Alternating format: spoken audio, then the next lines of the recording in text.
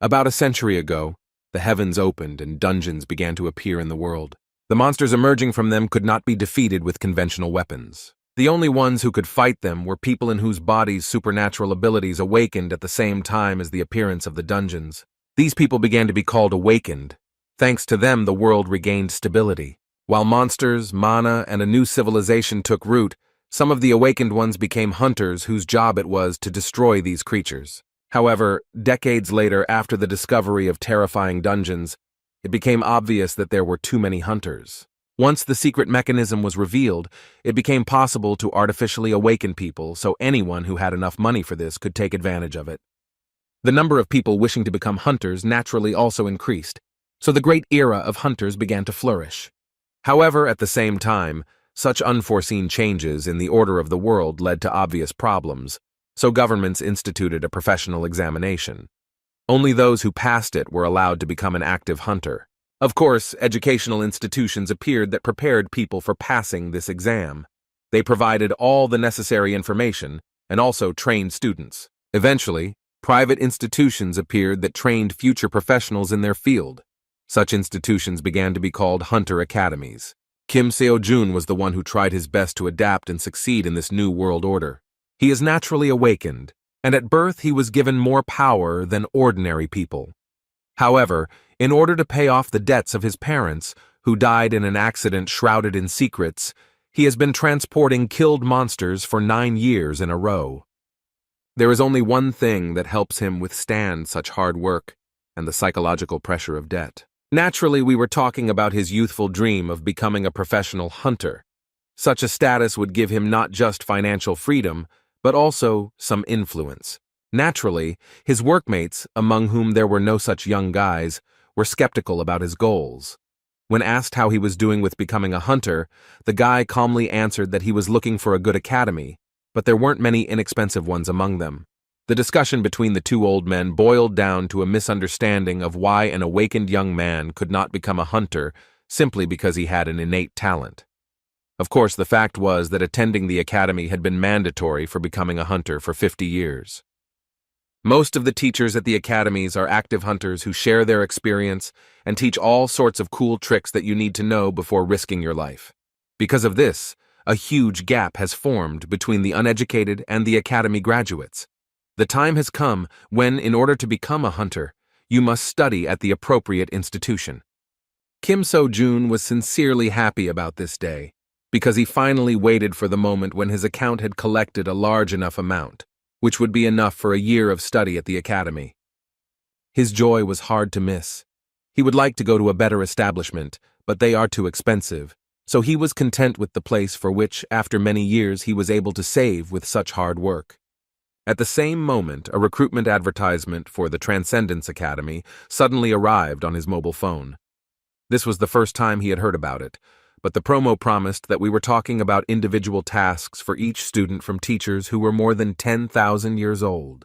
It all seemed like some kind of unfortunate joke, as well as the inserted interview of a student who was able to pass the 9th grade Swordmaster exam. Shocked by what he saw, Seo-jun could not believe something like this, and thought about what kind of crazy person created this advertisement. The Academy's website was the same as the other institutions, but the list of faculty names was more like names from history than a list of current outstanding hunters. The basics of using a staff and a spear were taught by a professor nicknamed the Great Sage. As it turned out, this sage was some kind of monkey, whose real name was Sun Wukong. For the guy watching this advertisement, it seemed that such classes looked very normal, given the concept of the teacher. However, just a moment later, Sun Wukong decided to demonstrate a deflection move, one of the basic skills of a spear master. Using a spin and grab, he struck with a sharp movement towards the mountain nearby. Seo-jun was shocked by what happened in the video because as soon as the monkey struck, the huge mountain disappeared. It seemed that this was nothing more than some kind of fake, because none of the famous hunters was capable of something like that. The guy rose to his feet screaming, saying that this was impossible even for S-class hunters. The advertisement ended and a window appeared on his phone asking if he wanted to sign up for this class. When he jokingly decided to accept the offer, it turned out that to do so he needed to create an account and pay for a subscription. He couldn't believe that they were demanding $40,000 for this, exactly the same amount he earned after many years of difficult work. Shouting that they were some kind of charlatans, the guy closed the advertising window. Returning to work, his older colleague, who noticed the good mood of the young comrade, asked whether the young man was really going to enter the Hunter Academy. As always smiling, Kim replied that we were talking about an academy called the Ark. He heard that the teachers there are quite good, although this institution is not considered advanced compared to the others. Being happy for the young man, his colleague asked not to forget about him when he became rich as a hunter. In response, the guy laughingly suggested that he deal with the captured monsters and promised that he would even get a real dragon.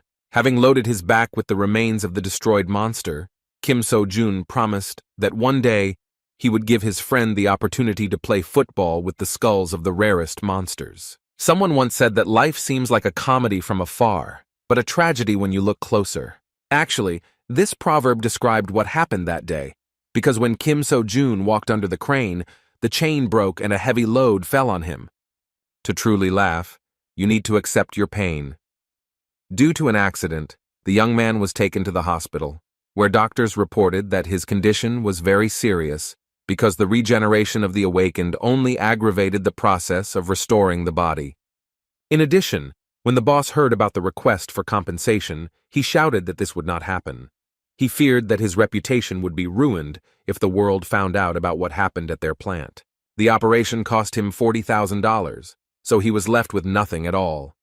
He knew that he needed to be able to look far into the future, so he looked into it all the time while he endured hellish labor for 9 years.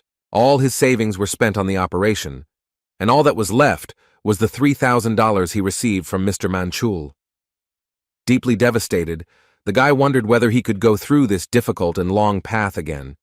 Suddenly, a message from the same Transcendence Academy arrived on his mobile phone.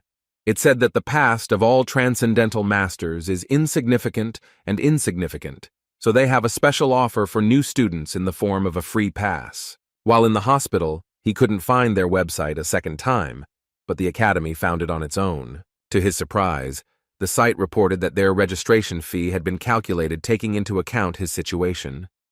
Now the registration membership fee was $3,000, and that was again all he had at his disposal. The worried guy wondered if this was a scam, because the mysterious academy was actually trying to take away all his funds for the second time. With a smile on his face, the positive Seo-jun decided to try his luck despite the difficult situation. He was not afraid of losing money, because there was nothing in his bank account. But as soon as he signed the cash contribution, the bills from the envelope began to fly out the window. After that, he saw congratulations on his admission to the Transcendence Academy, and strange magic was released in front of him, and an unusual creature appeared. A small man came out of his phone and asked if the guy in front of him was the one who had become a new student at their academy. Seo-jun was shocked when he heard that this creature was his mentor, who was in charge of primary education at their academy. A strange kid with mysterious magic who continued to stand on the phone said that his name was Mentor. Confused, Seo-jun could not understand what was happening. The little creature again joyfully said that it was the mentor of their new student. Trying to dilute the tense situation with an absurd joke, Kim So-jun suggested that in front of him was none other than Mentor, who was the teacher of Odysseus, the hero of Greek mythology. In response, the proud little man said that in this case, ideas were unnecessary. The mentor said that Odysseus was the first student he mentored. He even added that a long time had passed since Odysseus became a transcendental master. Proposing to get down to business, Mentor said that the Academy of Transcendence trains those who want to go beyond the boundaries of their race. Suddenly, Seo-jun cried out in panic. Did he really sign up to study at the Academy for Transcendence and not for hunters? Sighing heavily, Mentor said that he did not understand how they could be compared at all because they were on a completely different level. The confused guy began to say something about S-class hunters, but Mentor did not listen to him and, interrupting his speech, replied that their instructors were able to deal with hunters with one finger. After that, he held out the phone towards the new student and asked him to fill out the Transcendental Aptitude Test. The first question asked about an area in which he would like to succeed. This way, their academy could see exactly what kind of master he wanted to become. The test also allowed them to determine his current level and inclinations. This was necessary to give him the best recommendations, so Mentor asked him to answer as honestly as possible. So Jun chose combat as his direction. However, when he saw the second question, he was faced with difficulty in choosing an answer. The question was about his skill level, but the answers were simply insane, asking whether he could clear an entire plane or split a mountain with a blow. The mentor admitted with a laugh that many doubt this issue, so it is worth choosing something that literally reflects his abilities. After that, he cheerfully asked if Seo Jun could clear the plane with his strongest blow. As with the previous question, he answered negatively to the question of whether he could split a mountain in two with one jerk. The mentor was sincerely upset, realizing that the young man could not even pull an entire mountain out of the ground. Realizing that he was a real incompetent, Mentor mentally wondered how he even managed to register in their outstanding academy. Winking at the young man, Mentor clarified that there was nothing wrong with this. The guy really didn't have to worry, because the Transcendence Academy does not exclude its students. Once a member of this institution remains a part of it forever. After some time, Kim Seo-jun, choosing the weakest possible options, finally finished the survey. He was seriously exhausted by this test and asked his mentor why the academy asked 108 questions to academy newcomers. While Seo-jun was trying to collect his thoughts, Mentor said that he would like to recommend some mandatory lectures for the new free pass holder. He offered to discuss this after they analyzed his profile. Based on the test results and information inside the academy base, Seo-jun's preferred method of fighting is using a spear. After thinking a little, Mentor said that to wield a spear instead of cultivating mana, it would be better to choose the Eastern Kai technique. The great celestial sage was best suited to learn the basics, but considering that the clumsy guy couldn't even lift a mountain, Mentor decided that it would be too difficult for him. In addition, he noticed that in addition to wounds, Seo-jun also has mental problems, which worsen his performance. Jumping onto the student's shoulder, the academy representative invited him to start with a lecture by instructor Siddhartha Gautama. Hearing this name, Seo-jun shouted in shock whether he was talking about the Buddha himself. The mentor replied that this was true, and although the instructor denies such a title, all students address him this way. Thanks to his lectures on psychology, he is one of the most famous instructors. His subject is required for the Transcendence exam. Usually, attending this lecture requires a huge amount of money, but Siddhartha Gautama is so insistent on saving poor souls that Kim Seo-jun received permission to study his teachings for free. The Academy's website said that upon completion of the lesson, he would receive an unshakable heart, an SSS-Rank skill. The mentor clarified that this is the reason why the instructor's lecture is considered necessary. An unwavering heart will help a guy succeed in almost any direction of transcendence. Winking positively, Mentor said that even if the young man thought he was going crazy, he should definitely watch the lecture to the end. Disappearing without answering all the questions, Mentor finally said that he would contact the student after he analyzed his profile in detail. The confused guy was left alone again. He realized that having lost all his money, he had no other option but to look at what he paid for. The instructor's first words were a question to the student about whether their world really exists. Seeing him for the first time, Seo-jun was surprised, realizing that this man really looked like a living golden statue of Buddha. Buddha himself answered his own question by saying that the word I did not exist, therefore he himself does not exist. The lecture turned out to be really difficult, because comparisons and reflections on existence on the part of the instructor were at the level of some kind of deep philosophy. Remembering the words of the mentor, Kim Seo-jun, continuing to study the lecture, only became convinced that the instructor's words could plunge him into shock and drive him crazy. After a few minutes of listening to this teaching, he was so exhausted that he could not continue. The lecture was less than 0.1% complete, and yet he had a lot of free time, so throughout the week the guy still studied the doctrine. The result was simply amazing. The doctor was confused when he saw the amazing speed of the young man's recovery. In his 30 years as a doctor, this was the first time he had seen something like this, even though he constantly worked with the awakened. During this time, Kim Seo-jun recovered significantly and became convinced that, thanks to the lesson of Siddhartha Gautama, his heart knew peace. which increased the speed of recovery of his body. Every time he listened to the lecture, it seemed as if his mind was leaving him. However, even though the lesson was only 1.5% complete, the effect was truly amazing. Reviewing the research results, the doctor hesitantly said that you never know what can happen, so Seo-jun will be in the hospital for at least another week. Seo-jun didn't mind. He just wondered what would happen when he finished listening to the lecture. He accepted the doctor's offer with a smile, thinking that the Transcendence Academy was not some kind of joke, as he had previously believed. Now he could move his body and thought about watching Chiron's lecture at the same time. The reward for studying this lecture was Class A Metamorphosis. Compared to Unshakable Heart, the rank of this skill was quite low, but even so, it was far from a low-level ability. Remembering Mentor's words that with an unwavering heart, most directions would become a piece of cake, he decided that that skill was simply too powerful.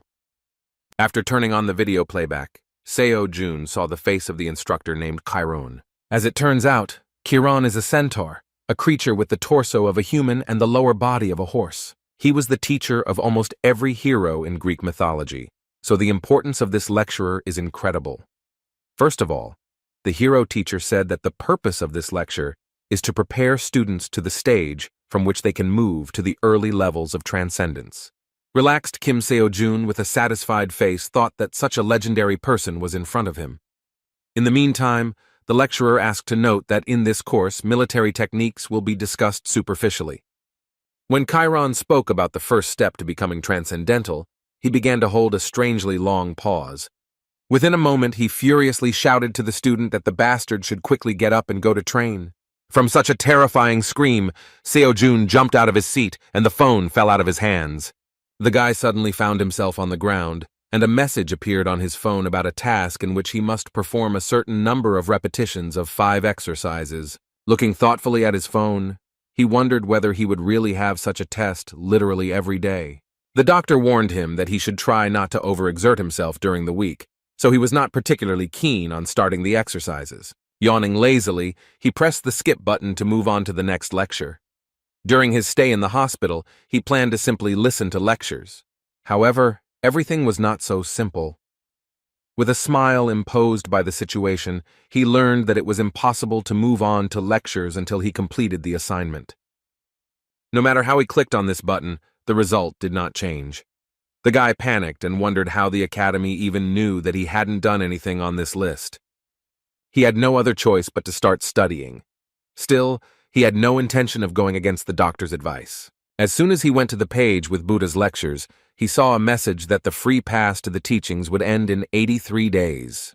With tears in his eyes, he ran outside to begin completing his tasks.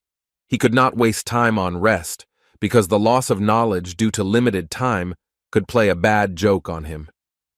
Initially, he was given 90 days, but only a week later he learned that there was such a framework. After all, this is an academy, and it is logical that not everything is free.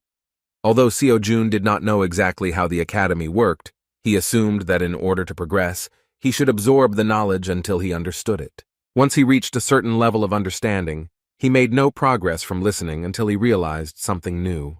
The Buddha's lecture turned out to be not so easy, so while doing Chiron's task, he doubted that he would be able to complete these free courses in just 83 days. To tell the truth, until that moment he had not seen the point in training at all, but fearing to lose this opportunity, the guy went to the training ground. For the sake of the opportunity to study at this academy, he carried monsters and killed hunters for 9 whole years. Now he couldn't afford to lose his chance to become a worthy hunter. The monsters he carried on his back weighed about 70 kilograms, so he had no need for additional exercise. Although he still does not know how to use magic, he was confident in his physical strength, since he is one of the awakened ones. Having completed all 300 push-ups in one go, the guy rose to his feet with a joyful face, and wiping sweat from his forehead, said that compared to years of grueling work, this was just a trifle. To keep up the pace, he glanced at his phone to see the next task.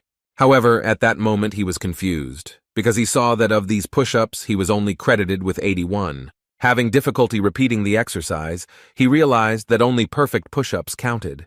With a trembling body, he nevertheless completed this part of the training. The following tasks were no less difficult, including squats, abdominal exercises, and pull-ups on the horizontal bar. He was simply shocked, because it turned out that even running does not depend so much on the distance covered as on the quality of the movement itself. Towards evening, despite the people around him, he fell to the ground and shouted that he couldn't stand it any longer.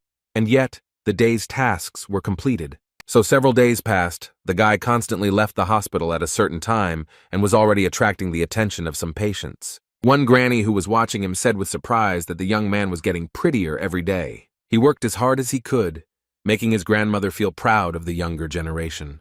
At that moment, they heard urgent news on TV that at 5 o'clock in the morning, a level 4 giant had been discovered in Seoul. According to the journalist, the Hunting Association claims that he was hibernating, which, as it turned out, the Monster Transport Service did not know. So the giant ended up in the center of the city, where he woke up from his sleep. Many could have died, but by pure chance, an awakened one was nearby and repelled the monster's attack. Kim Seo-jun watched this news carefully, because this incident could one day happen in the company where he worked previously. The awakened one who found himself in that place on time was a student of the Gown Academy.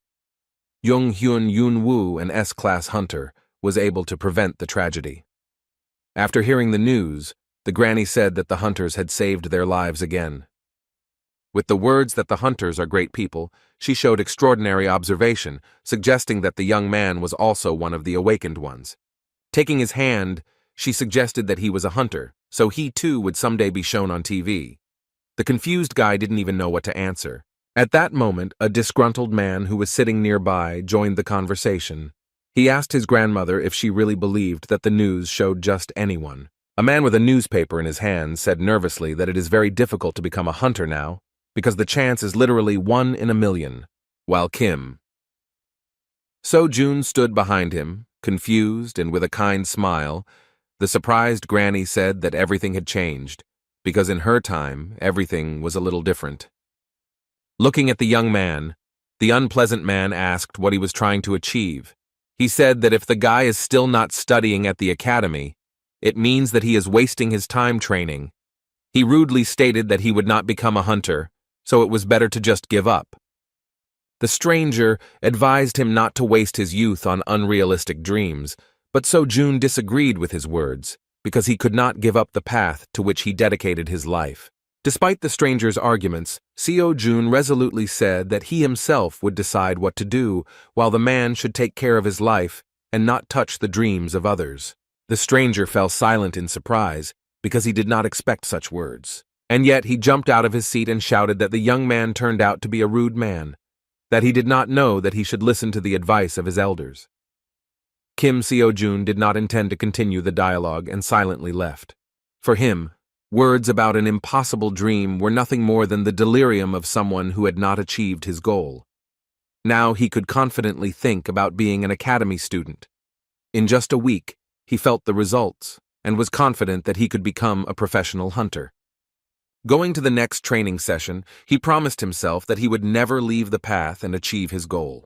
In the evening of the same day, another event occurred when the monster ended up on the streets of Seoul. This time the incident was also avoided thanks to the work of the girl, who was a hunter using a sword. As it turned out, she had a very difficult time, but not in battle, but in her career. She was exhausted from working at her pointless academy, which had no students at all. A few days later, he finally returned home. His own bed was what he had been missing all this time. He stayed in the hospital for 2 whole weeks, so he really missed his small rented apartment. He had another year to prepare before the hunter exam. However, even admission to the exam cost money. At this moment, he had nothing at all. The next morning, he decided to check the academy's website because he was already finished with the assignment, but did not look at the progress of his lecture.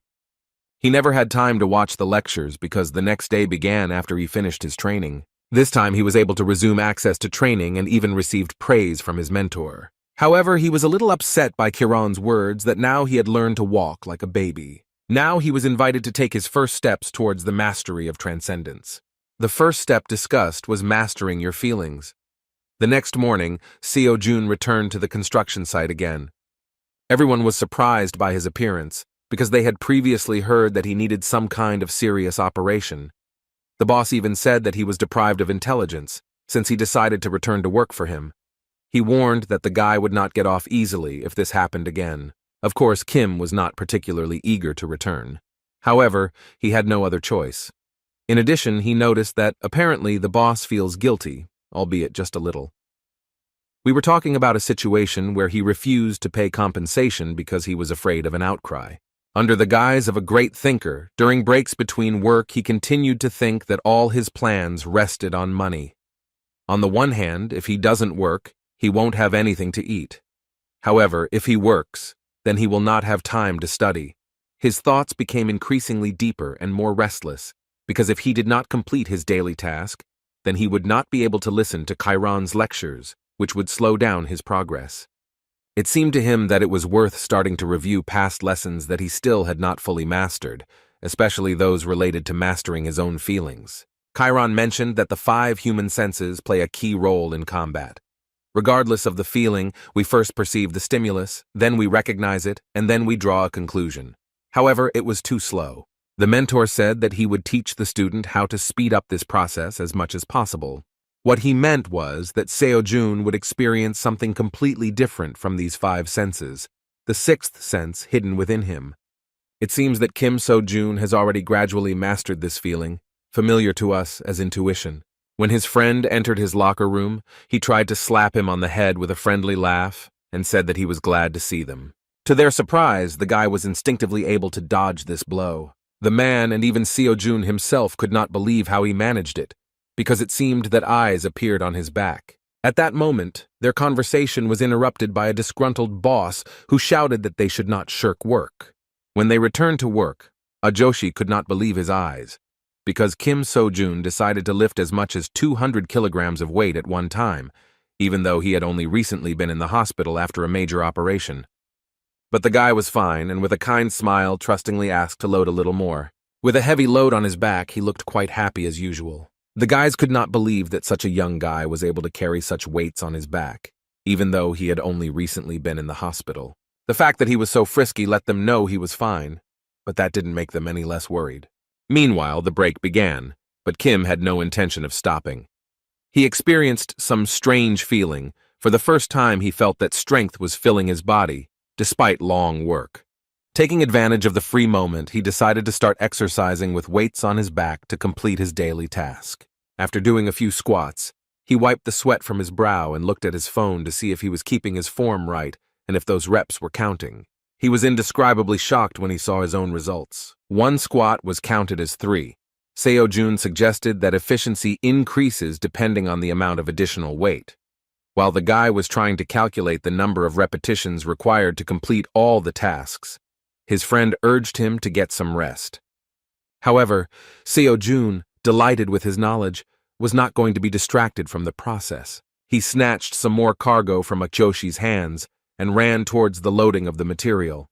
The joyful guy realized that now it doesn't matter how he works, because the system only evaluates the result. He was happy with the news that he could exercise while working. With such an incredibly heavy load on my back, even push-ups were used.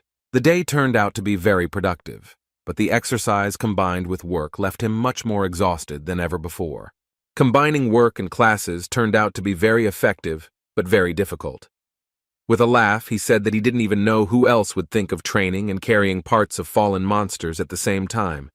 As a result, he not only saved time on training but also earned some money.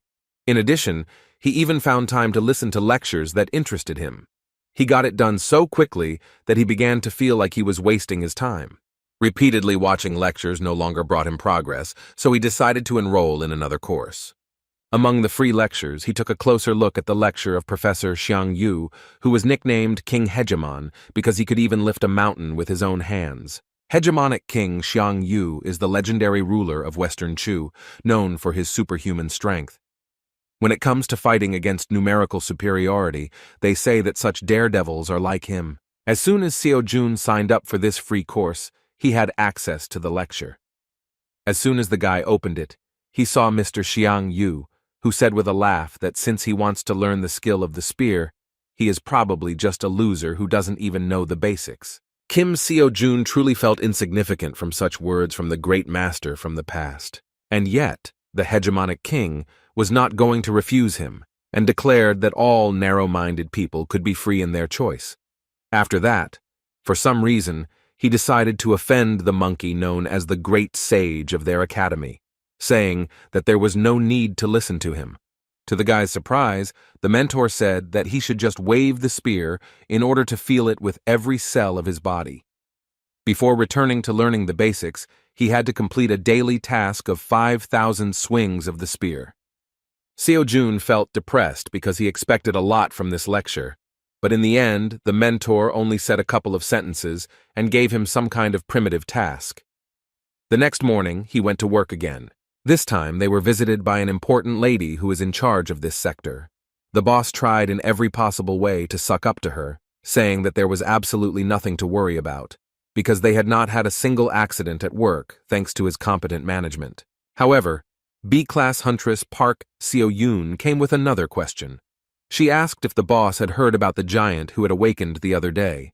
She witnessed his death firsthand, but would still like to do a thorough check in case they missed something.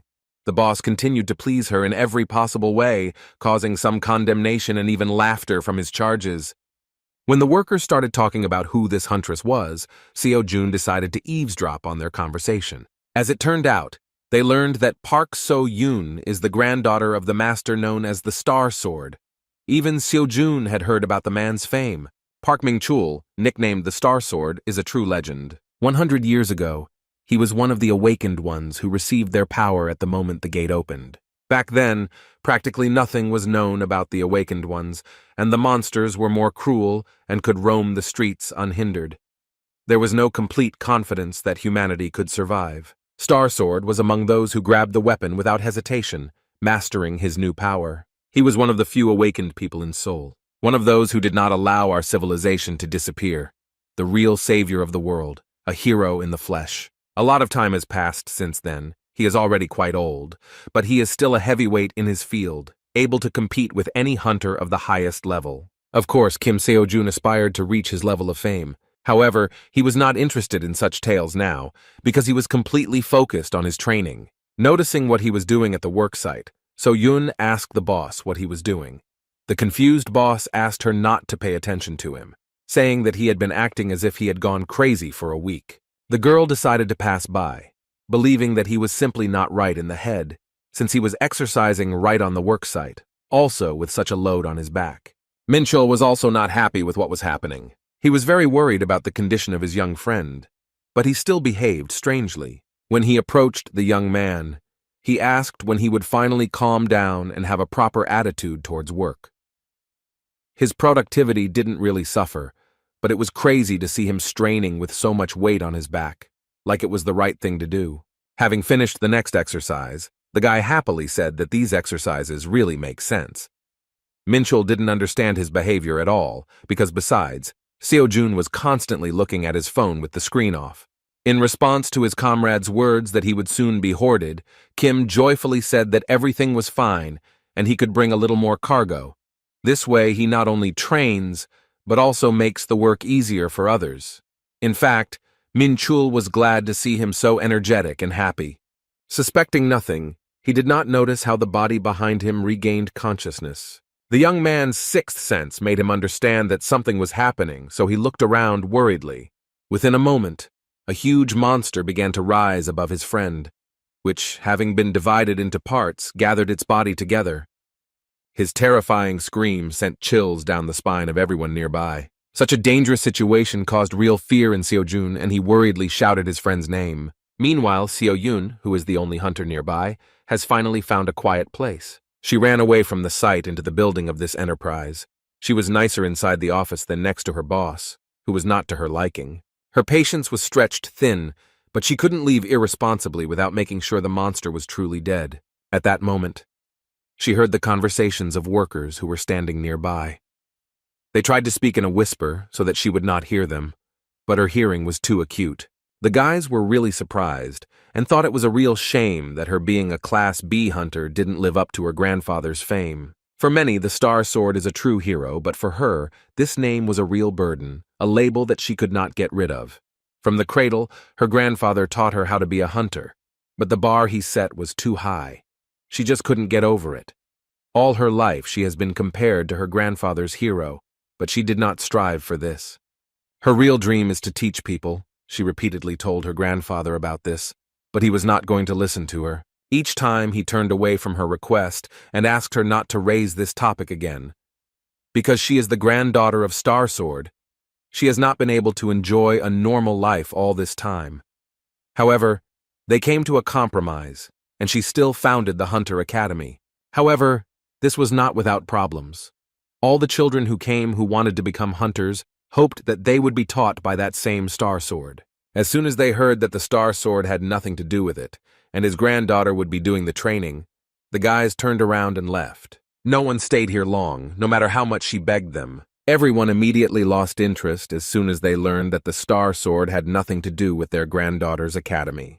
Besides, even the few that remained left the academy after threats from her grandfather. Therefore, now her academy is still empty and unknown, although it is listed as an educational institution. All this time, she hoped that she would have at least one worthy student. At the moment of her dreams, a frightened employee of the enterprise ran nearby and panickedly urged everyone to run as far as possible. What Mrs. So-Yun feared so much happened.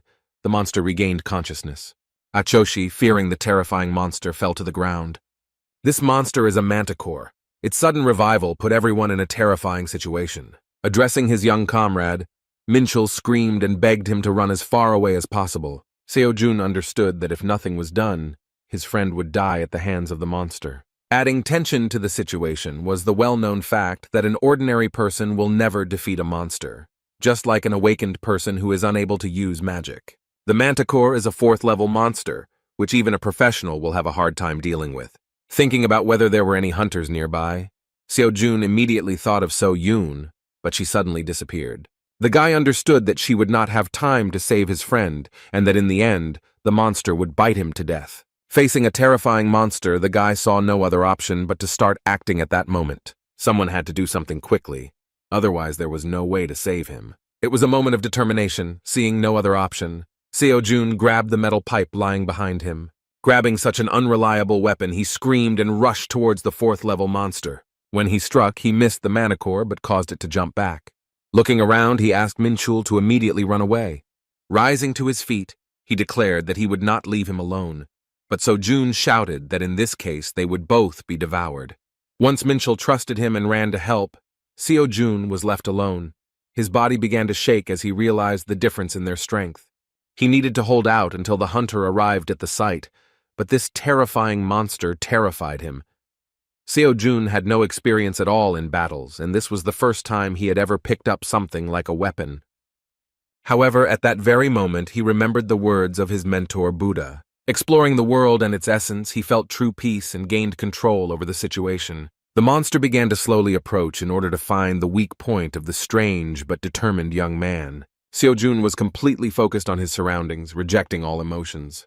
Within a moment, the manticore rushed in his direction, but the guy stood unshakably in place, moving his metal pipe to the side. His wildly beating heart calmed down in an instant, and he even rushed towards the monster. Approaching the inexperienced guy, the 4th-level monster swung hard to strike him. Listening to Chiron's teaching, Seo-jun gave up thinking. He moved so that it would not be too late. He had to trust his instincts and 6th sense. Within a moment, he deftly dodged the blow of the monster, whose claws were aimed at his neck. The next point-blank blow was too heavy. The prudent guy jumped back. Without further thought, he pushed off from the surface and found himself above the monster. The manticore tried to find him, but Seo-jun, who jumped into the air, ended up in her blind spot. All this time, he relied only on his feelings, so now he had no idea how to continue the battle. While thinking about a surprise attack, he remembered the words of his mentor Xiang Yu, who said that strength alone is not enough because a fighter needs courage and zeal. By trusting them, Seo-jun believed that he was capable of defeating this terrifying level 4 monster. The guy was more determined than ever. He thought that he would not only be able to cut it apart, but would have to do it to save his colleagues. Within a moment, his body began to release a huge amount of magical energy. The blow of a metal pipe of incredible power was aimed at the monster's body. A sudden explosion of energy raised a huge column of dust, and all the buildings around began to tremble. Hearing the explosion, So-Yun began to break through the crowd of workers, looking worried, heading towards the scene. Ahead, she saw only a huge column of dust that was slowly dissipating. First, a guy appeared in a worker's uniform with a metal stick in his hands. Everyone was shocked when they saw a defeated level 4 monster behind him. As soon as he realized what had happened, he began to laugh awkwardly, scratching the back of his head. The B-class hunter couldn't believe that some loader, who didn't even study at the academy, could handle such a monster with a metal stick instead of a normal weapon. Thanks to such efforts, Seo-Jun did significantly better in some lectures. His progress increased by as much as 10%. When he came to his senses, he remembered what was really worth worrying about.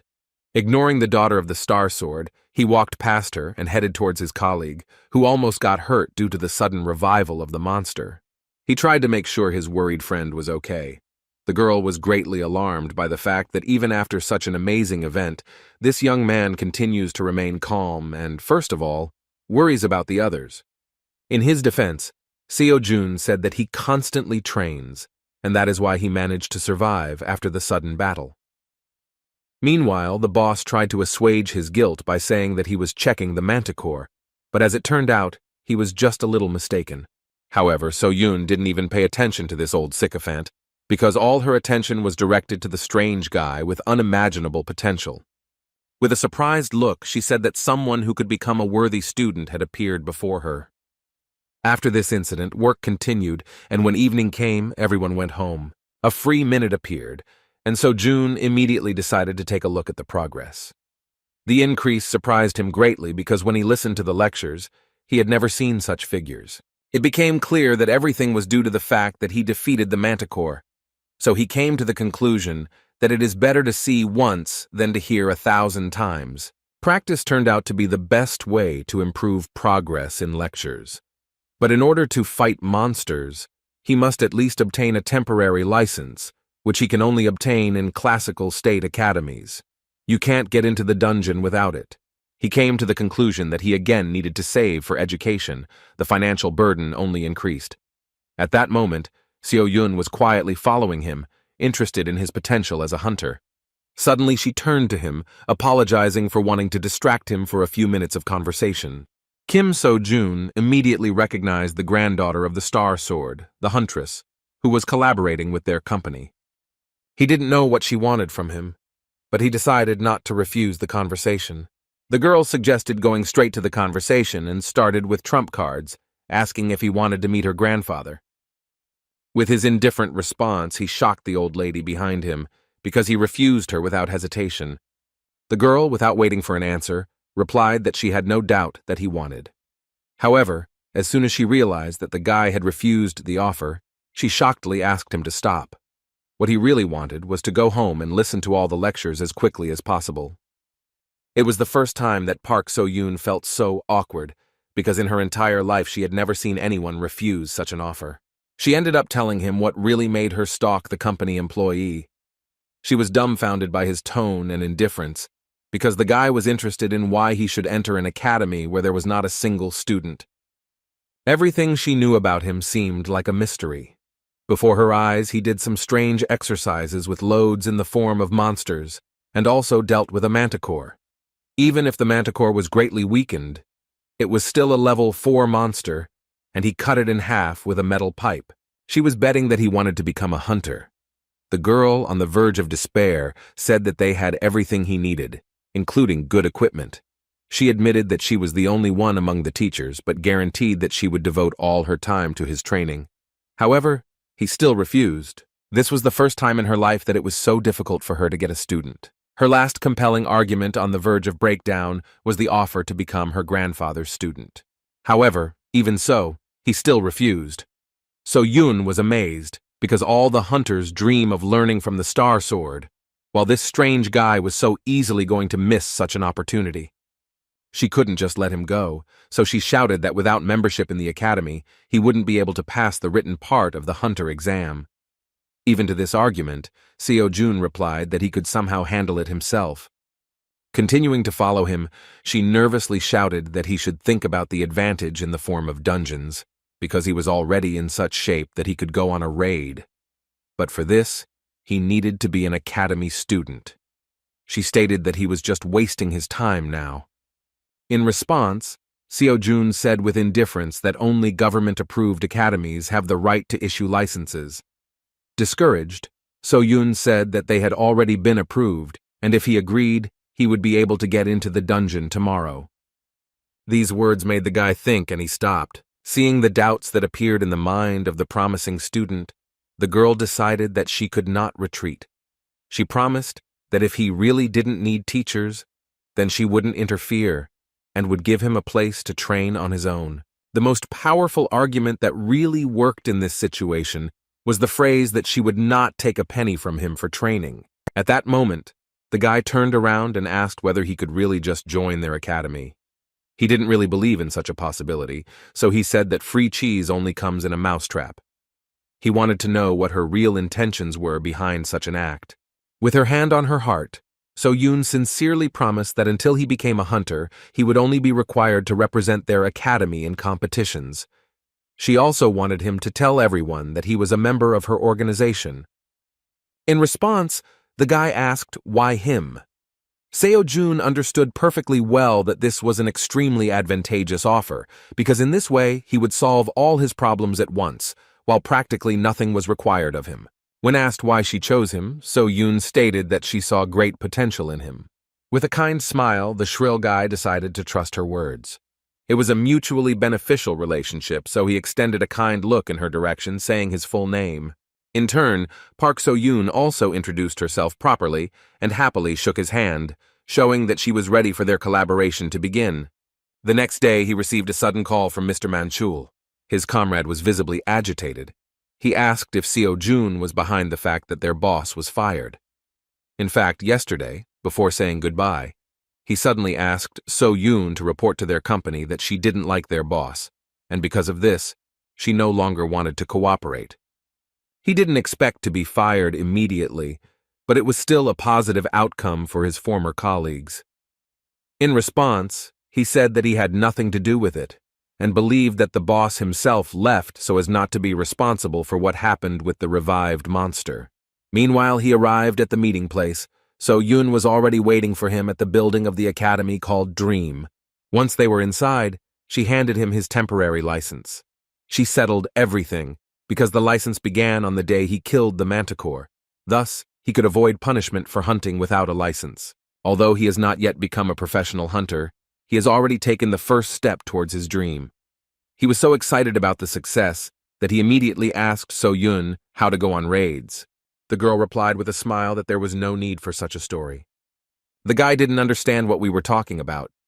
So-yun took him to the inventory area and presented him with 3 spears to choose from, after which she told him that when he decided, they would immediately go to the dungeon. The prudent teacher expected his eagerness to fight, so she prepared everything in advance. She signed a contract to one place that was located near Seoul. A low-level dungeon has recently opened here, suitable for a beginner who does not yet have enough experience in fighting monsters. As expected, So-jun easily dealt with the local monsters, which looked like mutants of ordinary rats. Another splinter fell without much resistance at the hands of Donatello, so the guy with the spear asked So-yun why she followed him, even though she promised that she would not interfere. In response, she said with a smile that she had no intention of interfering with him. She believed that she could not leave the only student at her academy unattended. With a sly expression on her face, she suggested that he consider himself to have a private lesson, which was an opportunity only for the most capable students. Seo-jun considered it an honor. Moving forward, she assumed it was his first time in the dungeon. That's why she wanted to accompany him. Even though only kobolds lived here, she asked him not to let his guard down. Kobolds are second-level monsters that are ideal for training beginners without combat experience. Fortunately, he easily penetrated their magical armor, just like in the fight with the manticore. However, what was strange was that attacks that were not imbued with mana should simply bounce off the defense of a monster of any level. It only meant that he was using it subconsciously. At the same moment, one of the monsters suddenly attacked him. So Yun worriedly shouted that he should be careful, but the guy deftly dodged the attack, relying only on his own feelings. Within a moment, he easily got rid of the monster, which was trying to take advantage of the surprise. And yet, the boy continued to wonder why his attacks were so effective even without the obvious release of magic. As soon as he was distracted by his phone, which from the outside looked off, he shouted with joy that his progress continued to slowly grow. So Yun continued to stand behind with a surprised expression on her face, not understanding what was happening to this strange student. Seo Jun noticed that his progress in lectures was not growing as quickly as from killing a manticore, but it was still better than just continuing to study the material he had learned a long time ago. In addition, he did not forget that you can make good money in dungeons. Turning to So Yun, he said with a kind smile that he was going to speed up a little. Destroying monsters one by one seemed to him to be similar to how players farm experience in video games. When they finished clearing out this novice dungeon, they returned to the academy. So Yun was still discouraged by his behavior. She immediately understood that something was wrong with him, but this time she was already scared that he continued to look at the switched-off phone and talk. Ever since they returned from the dungeon, he had been staring at his switched-off phone all the time. This happened for several hours, and all this time he looked as if he was devoid of common sense. This was just the beginning of the strangeness, because during the process of this strange meditation, he was constantly surprised by something he saw on the screen of his switched-off phone. She couldn't wrap her head around the picture she saw.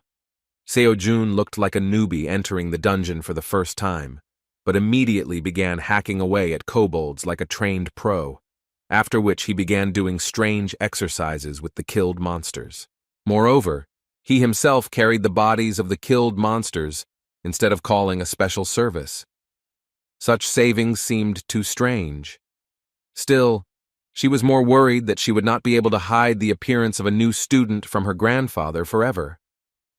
This continued until midnight. The guy's shout about some kind of lecture made So Yun tensely wonder if she had made the right choice. While returning home, he received a message that made him sparkle with joy. He managed to earn 9.5 million won, although he had no idea that he could earn so much in a day. Although he carried and cut up the carcasses himself, it was not easy, but all his efforts paid off very well. However, the problems did not disappear because all this still took a lot of time and effort. He didn't even have time to listen to the lectures, as he had previously planned. While returning home, he even thought about asking Man Chul to work with him. He trusted him, so he decided that this way they could stay in touch. Moreover, if in this way he opens his own personal business, then they will both be in the black. Seo Jun decided that he would write to him as soon as he had free time.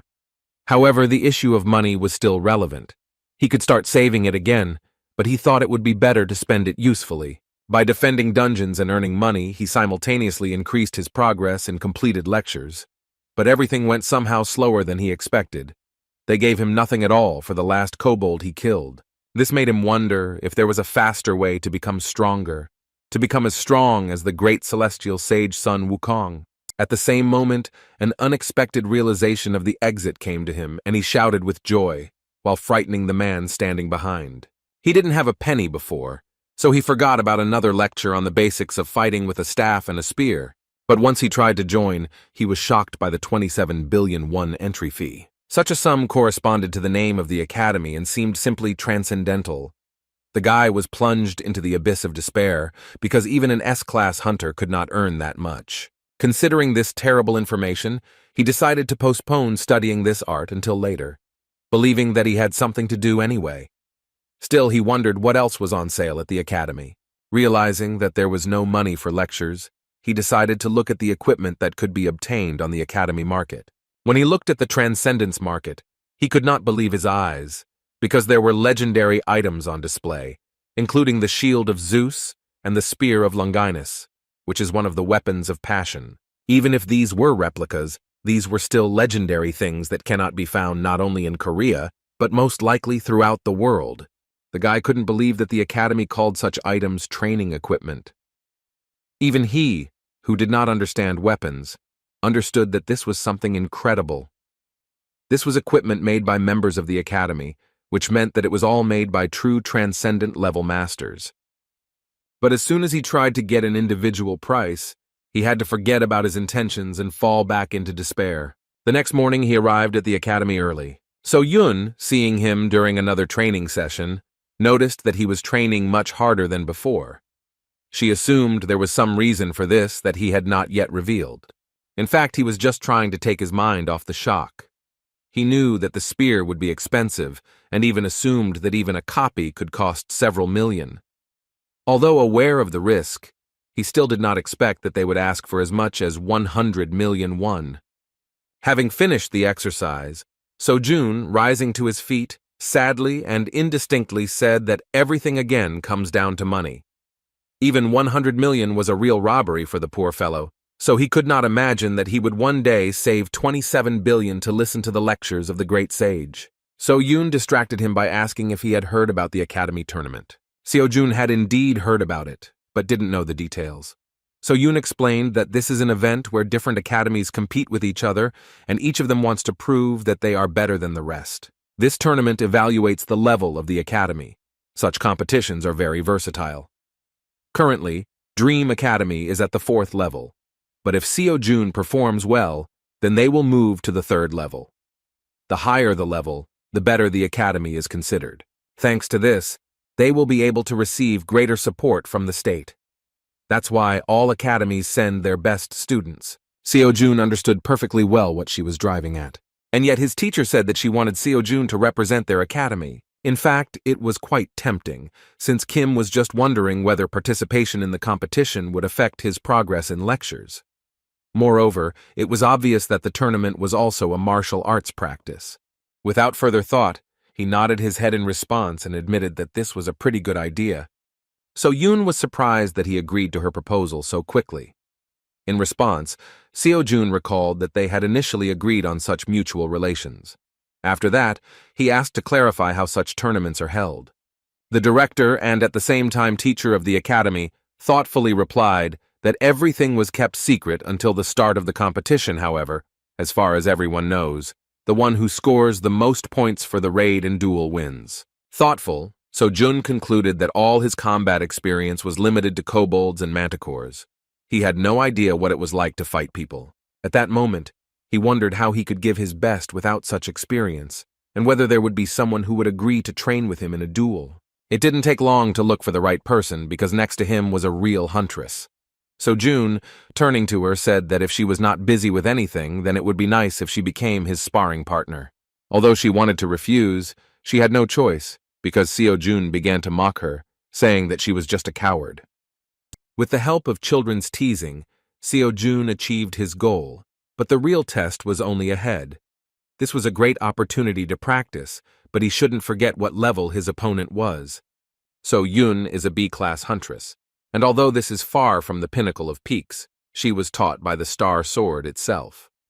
Of course, he was only a beginner who could not objectively judge real hunters, but he had no doubt that it would not be easy. And yet he was truly delighted with such an opportunity, because he had long wanted to find out what his teacher was capable of. Before starting, So Yoon asked if he knew that she was an active B-class huntress. In response, the determined guy prepared for battle and said that in this case, she should give him a small head start. Sighing heavily, she invited him to attack as soon as he was ready. Such an offer could not be refused, and the guy rushed into the attack with great enthusiasm. Seeing his speed, Seo Yun was a little disappointed. Easily dodging his attacks, she thought that she expected something more from him. In fact, his movements were quite fast, but extremely careless, so they were very easy to read. Remembering his recent battles, she assumed that she had simply overestimated his abilities. With some sadness on her face, she thought that he was just an ordinary beginner. Swinging a blade overflowing with magic, she wondered how he had the confidence to fight her. Having lost interest in his abilities, she decided to end the battle with one light blow, which would be enough for a beginner. To her surprise, the outcome was not at all what she expected. Seo Jun somehow miraculously managed to block her wooden training sword, overflowing with magic. In fact, it was not at all easy for him, but the very fact that he withstood this pressure was amazing. Now So-Yun completely forgot about her recent thoughts that he was an ordinary average beginner, because it was difficult to understand how he even managed to block her blow with magic. In this situation, the weapon should have jumped out of his hands, and her sword should have been at her throat.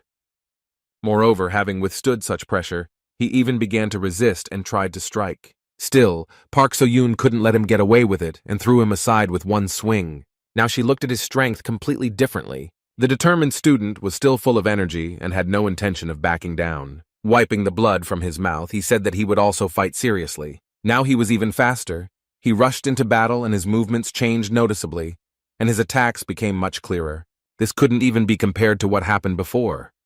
If Seo-Jun had fought like this from the very beginning, So-Yoon would not even have thought to doubt whether he was worthy to become the representative of their academy. As it turned out, he simply listened to the words of his mentor Chiron, who said that the battle should begin with obvious attacks. All this time he followed the plan and has already begun to change the situation with the help of feints, in other words, diversionary attacks. Her opponent was very difficult, and by delivering countless ordinary and unremarkable blows, he made sure that she, assessing the situation, could change tactics depending on the level of threat. Without giving her the opportunity to move, he continued to strike, distracting her attention. In response to her blows, he used the same obvious blocks in order to relax her attention. However, as soon as his next blow was repelled, he rotated the spear back. He repeated this until So-Yun opened herself up to his real attack. As soon as this moment arrived, he prepared to put all his strength into the blow. Seo-Jun was more focused than ever to take advantage. Seeing his huge swing and really serious attitude towards battle, So-Yun felt danger from him for the first time. Within a moment, there was a powerful explosion from the collision of their blows. As expected, So-Yun not only blocked his blow but also threw it aside. Still, she couldn't believe that Seo-Jun was actually capable of something like that. However, when she saw that she had overdone it a little and threw him into the wall with great force, she screamed in panic. She hit with all her might, without even thinking, so she immediately rushed towards him to make sure that he was at least alive. Rising to his feet as if nothing had happened, Seo-Jun began awkwardly scratching the back of his head and laughingly admitted that he had indeed lost in the end. In response, Seo-Yun couldn't hide her surprised expression as she realized that all this time Seo-Jun had been hoping to defeat her, even though he knew he was fighting a B-class hunter. The girl did not know how to react to this, while Seo-Jun, continuing to scratch his ridiculous head, recognized the power of the huntress. Still, it was not possible to fight her like a monster, and this made him understand that the approach to fighting people should be a little different. However, he did not lose his positive attitude because he knew that if we talk about his difference with professionals, then it is worth noting that he still has everything ahead of him since he has just begun his journey. As he expected, although slightly, his statistics still increased. Now he realized that he should develop in different directions, just as he did in video games. So Yun couldn't believe that after such a beating, he would decide to ask if they could somehow repeat it. With a stupid smile on his face, he suggested that she have a few more duels before he went to the academy tournament. This would really be useful for him, but his zeal seemed strange given the fact that this time he suffered greatly in battle. Still, So Yoon came to the conclusion that she didn't care about his weirdness if he tried so hard. She had previously promised that she would work on his skills every evening, so she enthusiastically replied that she would have no problem doing anything he asked. Moreover, she mentioned that she was going to give him all the prize money. When the guy heard about the money, he was surprised because he didn't even think that there would be any reward besides the rating for the academy. After thinking a little, the girl tried to remember exactly what amount we were talking about. As soon as she remembered and said that the reward would be 100 million won.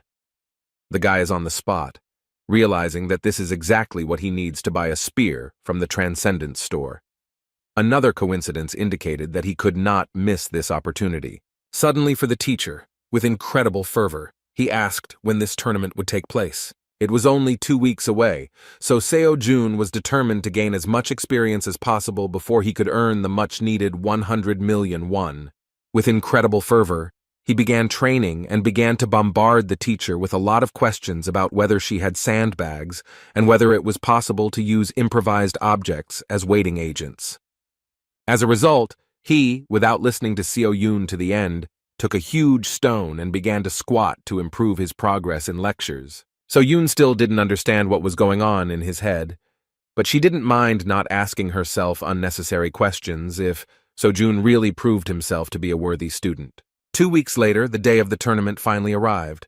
A large number of people gathered at the tournament site, among whom were a variety of contenders for victory. The huge crowd made the clumsy and insecure guy with big glasses and a green checkered shirt become confused. All the people around him came to the conclusion that he was suffocating, because this guy immediately began to talk about the fact that there were many more awakened people and interest in their battles had increased, which is why so many people gathered in front of the arena to watch the tournament. When he finally found the entrance, he began to hesitantly follow the directions and walked towards the room where the participants were.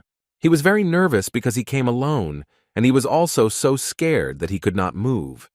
This was not strange because compared to the insecure guy, all the other participants seemed like real warriors. Students from various academies that gathered in one place surprised him with their equipment, confidence, and big muscles. All the guys looked really strong, and this guy with the ridiculous eyepieces admitted that it shouldn't be surprising since academies send their best students. And yet, among this crowd of outstanding students, he managed to notice a calm guy sitting on a bench with an old weapon and a bag for a spear made from clothes. Everyone around was whispering that Seo-jun was some kind of hillbilly from the backwoods. It seemed to them that he was simply trying to withdraw into himself so as not to attract unnecessary attention. In fact, Kim heard everything perfectly well and even understood that from the outside he looked like a fool. But this did not bother him. However, among all these guys, only the guy in the checkered shirt had a different opinion about the strange participant. He was inspired and touched by the thought that he had managed to find a poor fellow like himself. It reminded him of him from the past, and the feeling when you come to a new class where you don't know anyone and try to pretend to be busy by being glued to your phone. Seo-jun looked exactly like this. The camaraderie began to grow, even though Seo-jun wasn't even aware of it. Still, the modest and shy guy decided to say hello to someone who seemed like a brother to him. This is Lee Mingi. He is 19 years old and has also been awakened since birth. He asked permission to sit next to him. Meanwhile, the guys in the background began to fuss, and things began to move towards a fight even before the start of the tournament. Lee Mingi, like a real choker, knew perfectly well who they would be dealing with. Pointing his finger at a guy in a ridiculous helmet, with an axe who relies only on his brute strength for everything, he said that this is Jang Dak-chul, a promising student at Gochuri Academy. It was unclear what this conflict was about, but the guy with long hair remained calm and tried to calm the disgruntled student of the Gochuri Academy, although he did not deny himself ridicule, saying that Dak-chul's brain was swollen with muscles. The bold speech came from a very strict student at Mint Academy, a guy with a scar on his left eye named Lee Keel-min. It was not for nothing that he was confident in himself, because he was known for being considered the best student of his educational institution. Lee Mingi continued the story by saying that Chol-min is very unusual and fights with twin daggers. In fact, Seo-jun only at that moment looked away from his phone with the thought of why this obsessive guy was telling him this unnecessary information.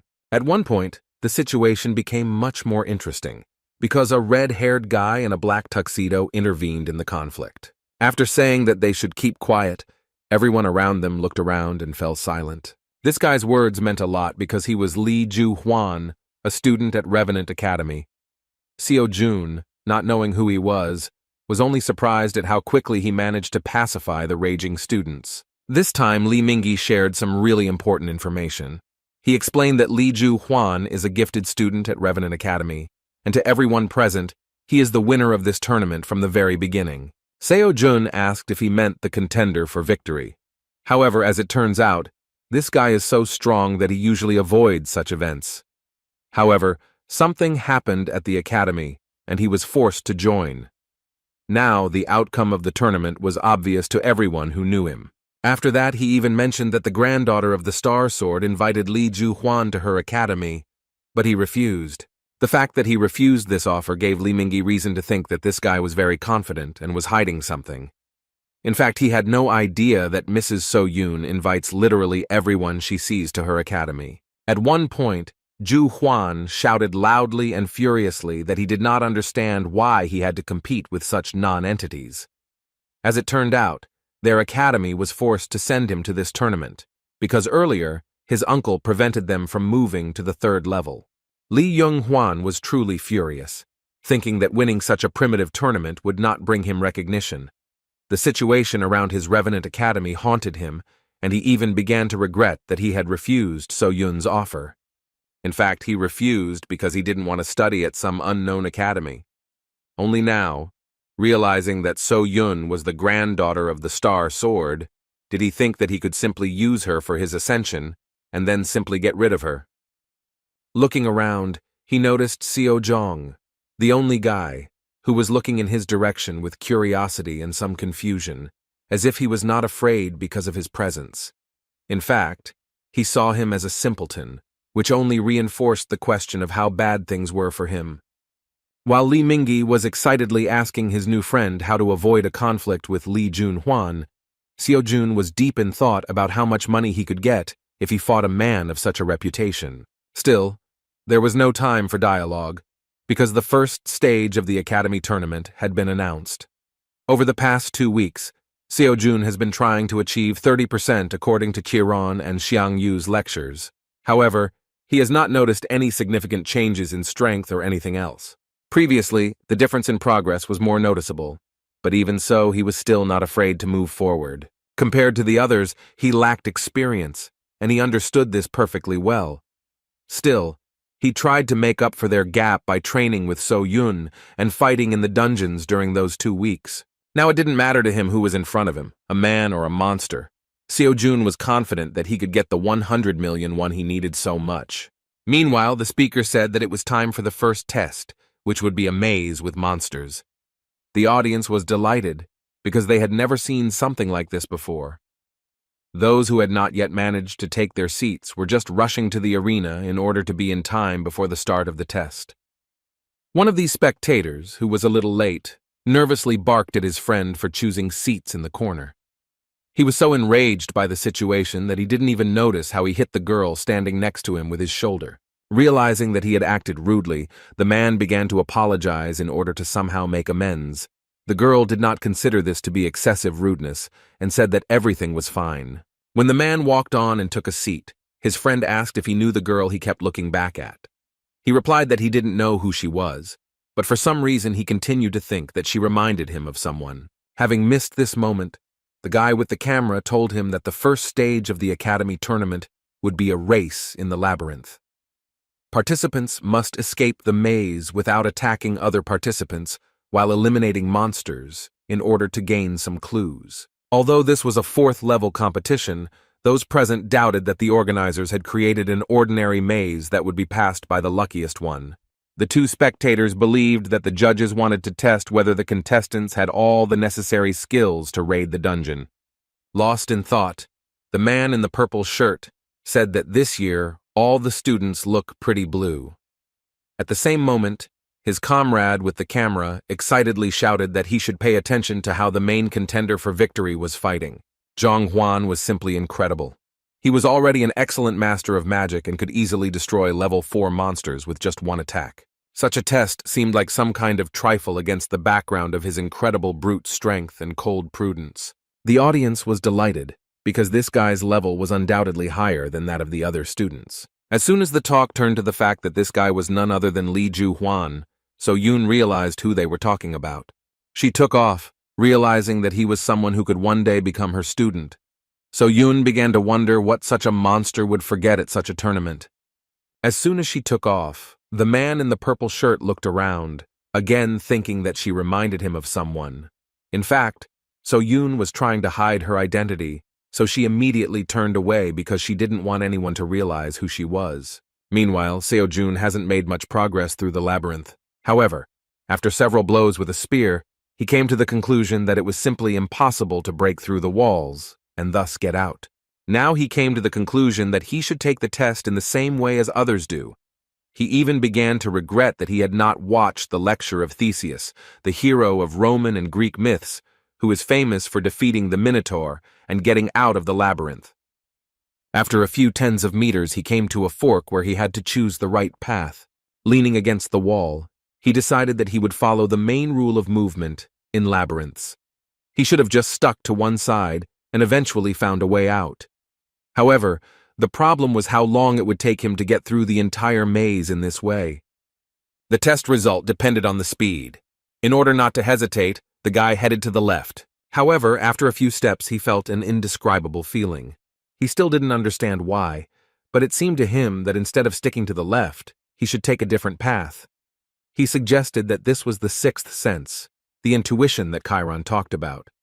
There was no other choice, so he began to slowly walk forward. By relying on intuition, he was able to experience the true value of the sixth sense. Meanwhile, the challenge host continued to report that some academy students were dropping out of the tournament. Seo-jun assumed that they were all constantly fighting monsters that were stronger than them. However, unlike the others, he was the only one who never met a single monster in this labyrinth. As he thought about this, he suddenly realized that his intuition was not only telling him how to find a way out, but also telling him how to avoid the monsters. Kim wondered if he would be able to foresee the future if he achieved 100% of the lecture and mastered metamorphosis. In a moment of sweet dreams, he was suddenly distracted by a sad and pitiful voice from behind. Somehow Lee Mingi managed to find him. The frightened guy, addressing Seo-jun as his brother, warned him that a monster could be waiting around every corner, one of those that had already dealt with a dozen students.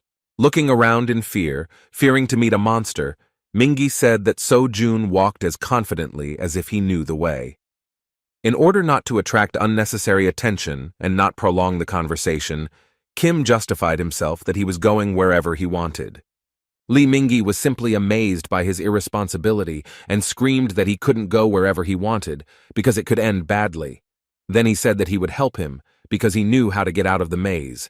Showcasing his incredible intelligence, he boasted that he had heard that the exit from the maze was easy to find if you used the left or right hand method. In response, Seo-jun said that it was too long, so you should just trust your feelings. When the guy in the plaid shirt, denying this proposal, said that they could get lost, Seo-jun suggested that they split up. He had no idea why Lee Mingi decided to tag along like a stray dog. Adjusting his glasses, Mingi shouted that they should stick together, since they were brothers in misfortune. Seeing the misunderstanding on Seo-jun's part, Mingi awkwardly said that he did not come from the academy, but himself, and looking at him, he decided that he was also a loner. Only after these words did Seo-jun realize why this strange and absurd guy decided to talk to him. His world was turned upside down by the words that weaklings better stick together. Seo-jun did not consider himself a weakling and could not understand at all why Lee Mingi decided that he was one. With incredible surprise, he suggested that he could really look like that from the outside. While Seo-jun was trying to recover from such an unexpected and far from pleasant compliment, Lee Mingi, feeling trust in his personality, reached into his pocket and said that he would make an exception for him and show him something incredible.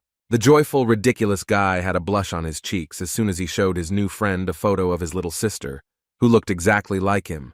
Even this trick did not work, and Seo-jun decided to go alone. He turned around and moved on, saying that he was glad to chat, but had to deal with the passage of the maze. At that moment, Lee Mingi let go of his sword and tearfully grabbed his leg, begging him not to leave without him. Seo-jun felt that he was in a very unpleasant situation. Lee Mingi was very pestering, but Kim understood that even an awakened person could be scared in such a place. He believed that he himself would have been scared if he had ended up in such a place at the age of 19. On the one hand, Lee Mingi talked a lot and it was irritating, but in the waiting room, he still said a lot of useful things. But even this was not enough.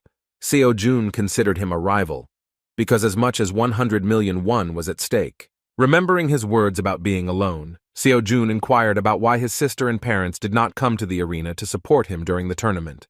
Having lowered his eyes, Lee Mingi paused for a short time and sadly said that his parents died, so he has no one except his sister. These words brought understanding from Seo-jun. He was also lonely in life because his parents died in a car accident. Seeing that Seo-jun began to feel awkward about this matter, Lee Min-gi began to fuss on the spot and asked him not to worry about it since it was a long time ago.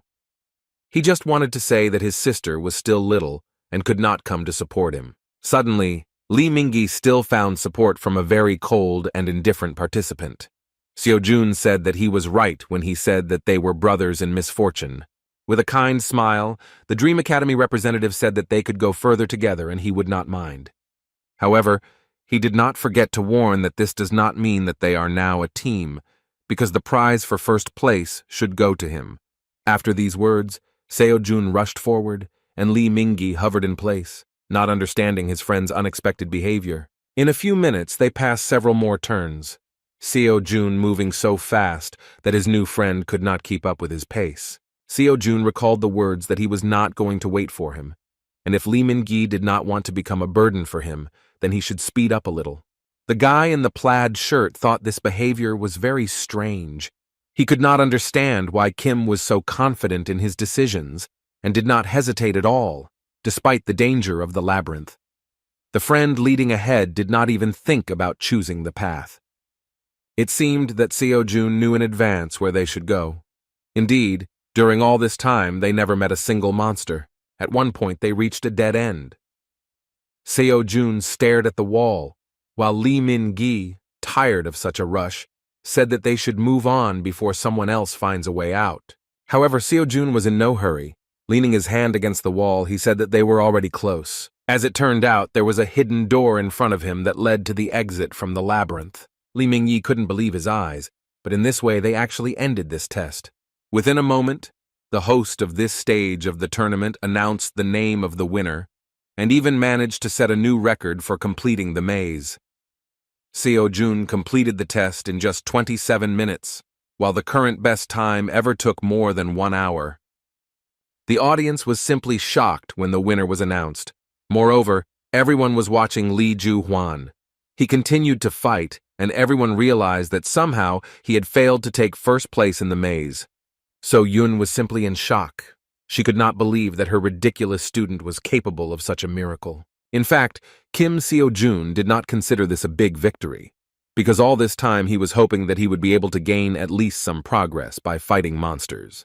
At the end of this test, Lee Min-gi could not come to his senses for a long time, and come to terms with the fact that he really took second place only thanks to luck.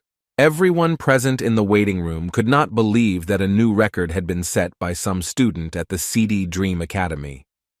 This was the first time they had heard about this educational institution, so they believed that this modest guy was probably the son of some influential person.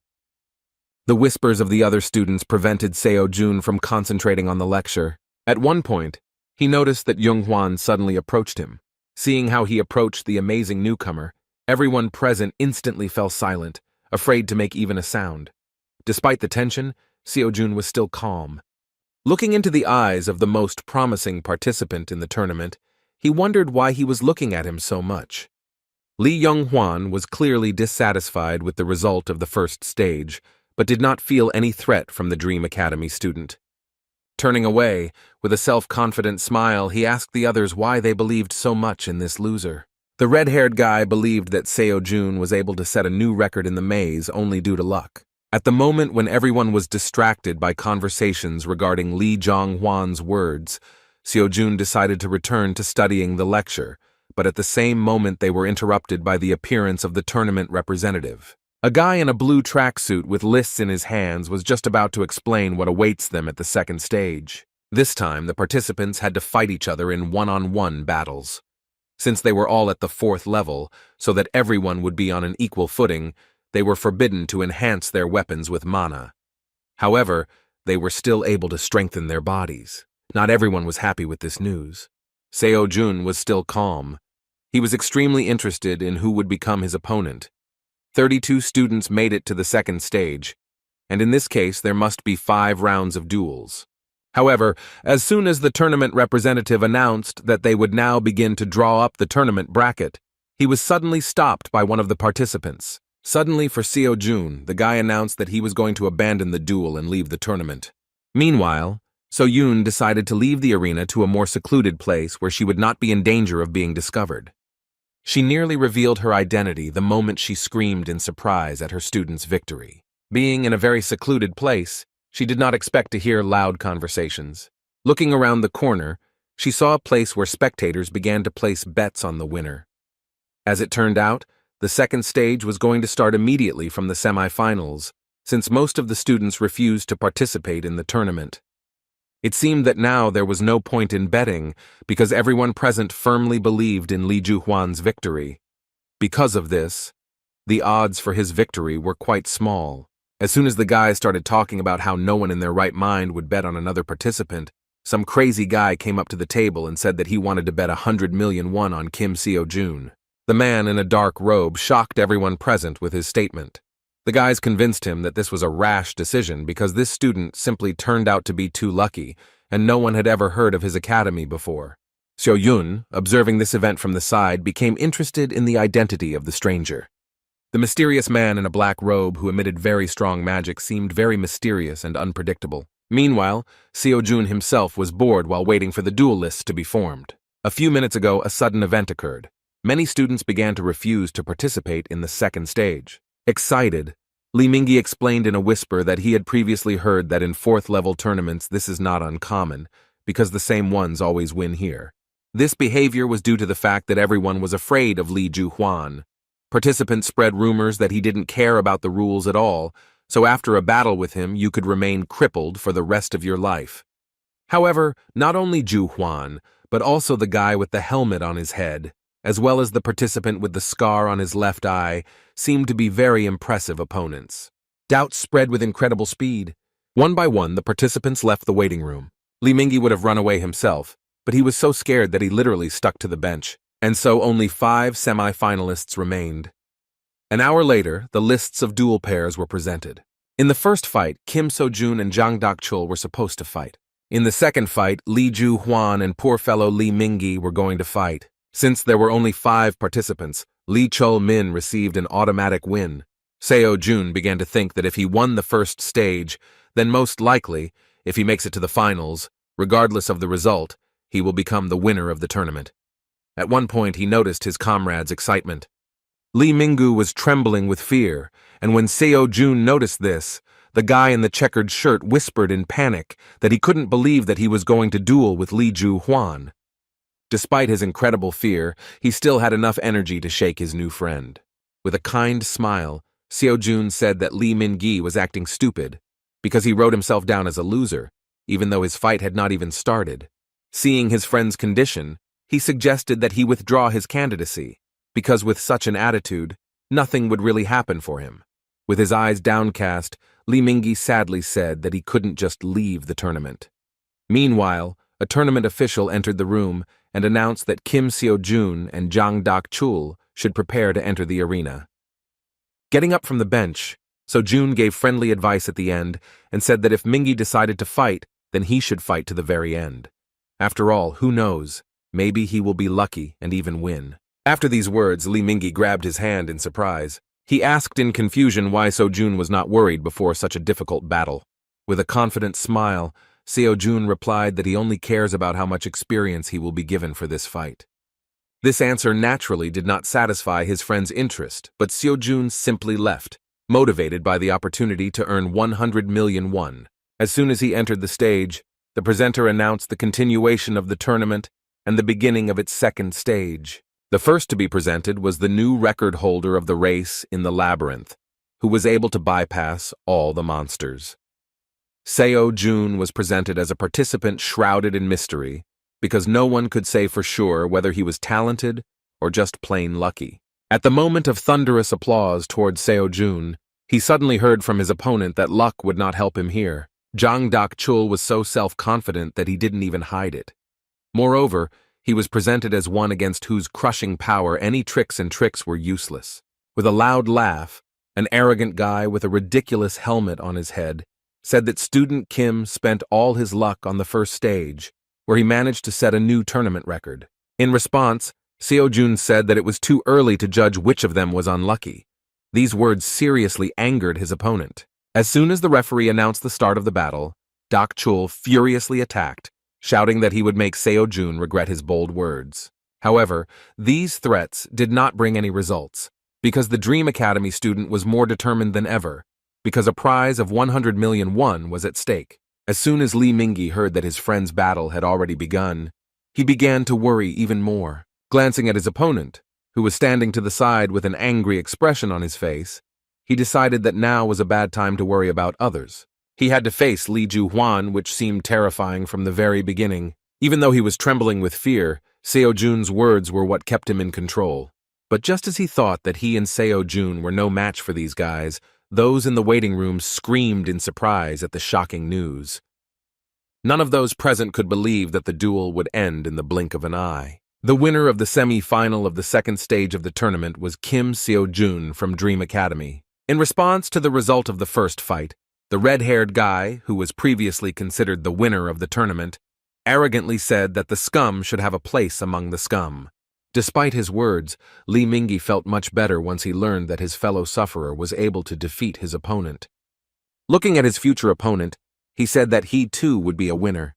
As expected, the fight of the first couple began with an aggressive attack by an offended guy in a ridiculous helmet with horns. One could not expect anything less from Chan Dak-chul. His strength was truly crushing. However, Seo Jun also surprised everyone present, because instead of blocking the blow, he easily dodged it.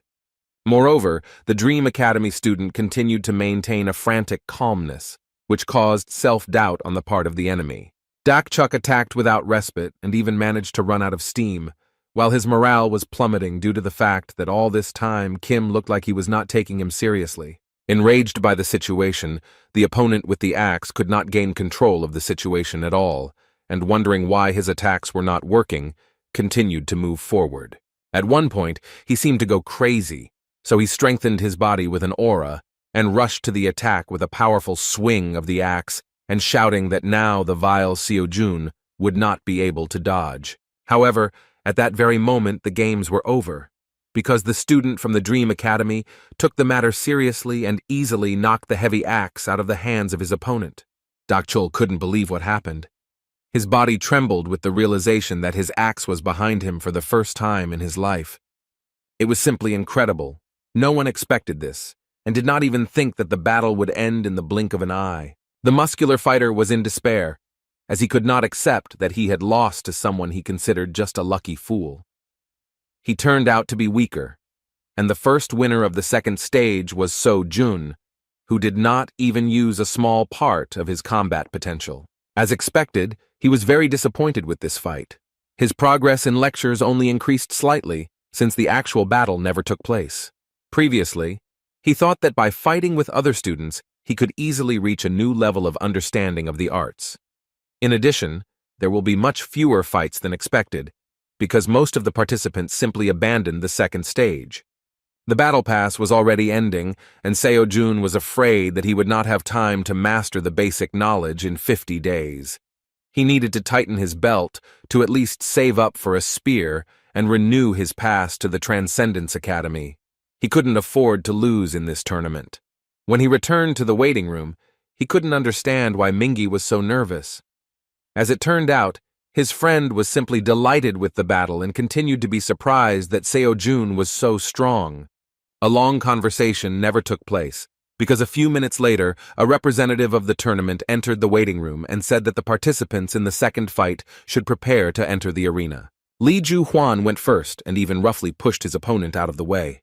The already trembling Li Mingyi considered this insolence to be normal behavior, and instead of being indignant, decided to remember the moment when, together with Seo Jun, they managed to cope with the first stage.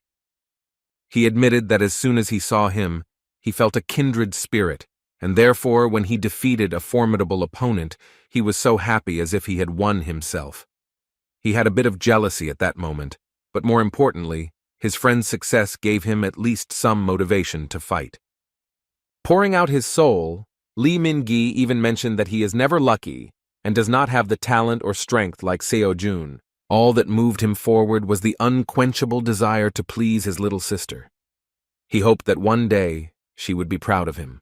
When he was asked to hurry up, he ran towards the exit, and Seo Jun asked him to give it his all. As soon as Li Mingyi entered the arena, He began to feel nervous due to the huge number of spectators who were eagerly awaiting the start of the battle. As soon as he began to support himself with words that he could handle it, Zhu Huan began to get angry. He despised his opponent, whom he considered an ordinary weakling, so he nervously asked him to shut up and stop mumbling under his breath. In this tournament, the red-haired arrogant guy was infuriated by absolutely everything. He even felt humiliated by the fact that he was forced to participate in such an event, where he was surrounded only by losers. Looking into his eyes, he wondered how he got to the point where his opponent would be such trash. To him, Li Mingyi was nothing more than prey, a useless nobody who lived only to be eaten. Considering his opponent his prey, Zhu Huan decided that in this fight, he just needed to remind the scum where he belonged. He was even more infuriated by the fact that he failed to take first place during the first stage.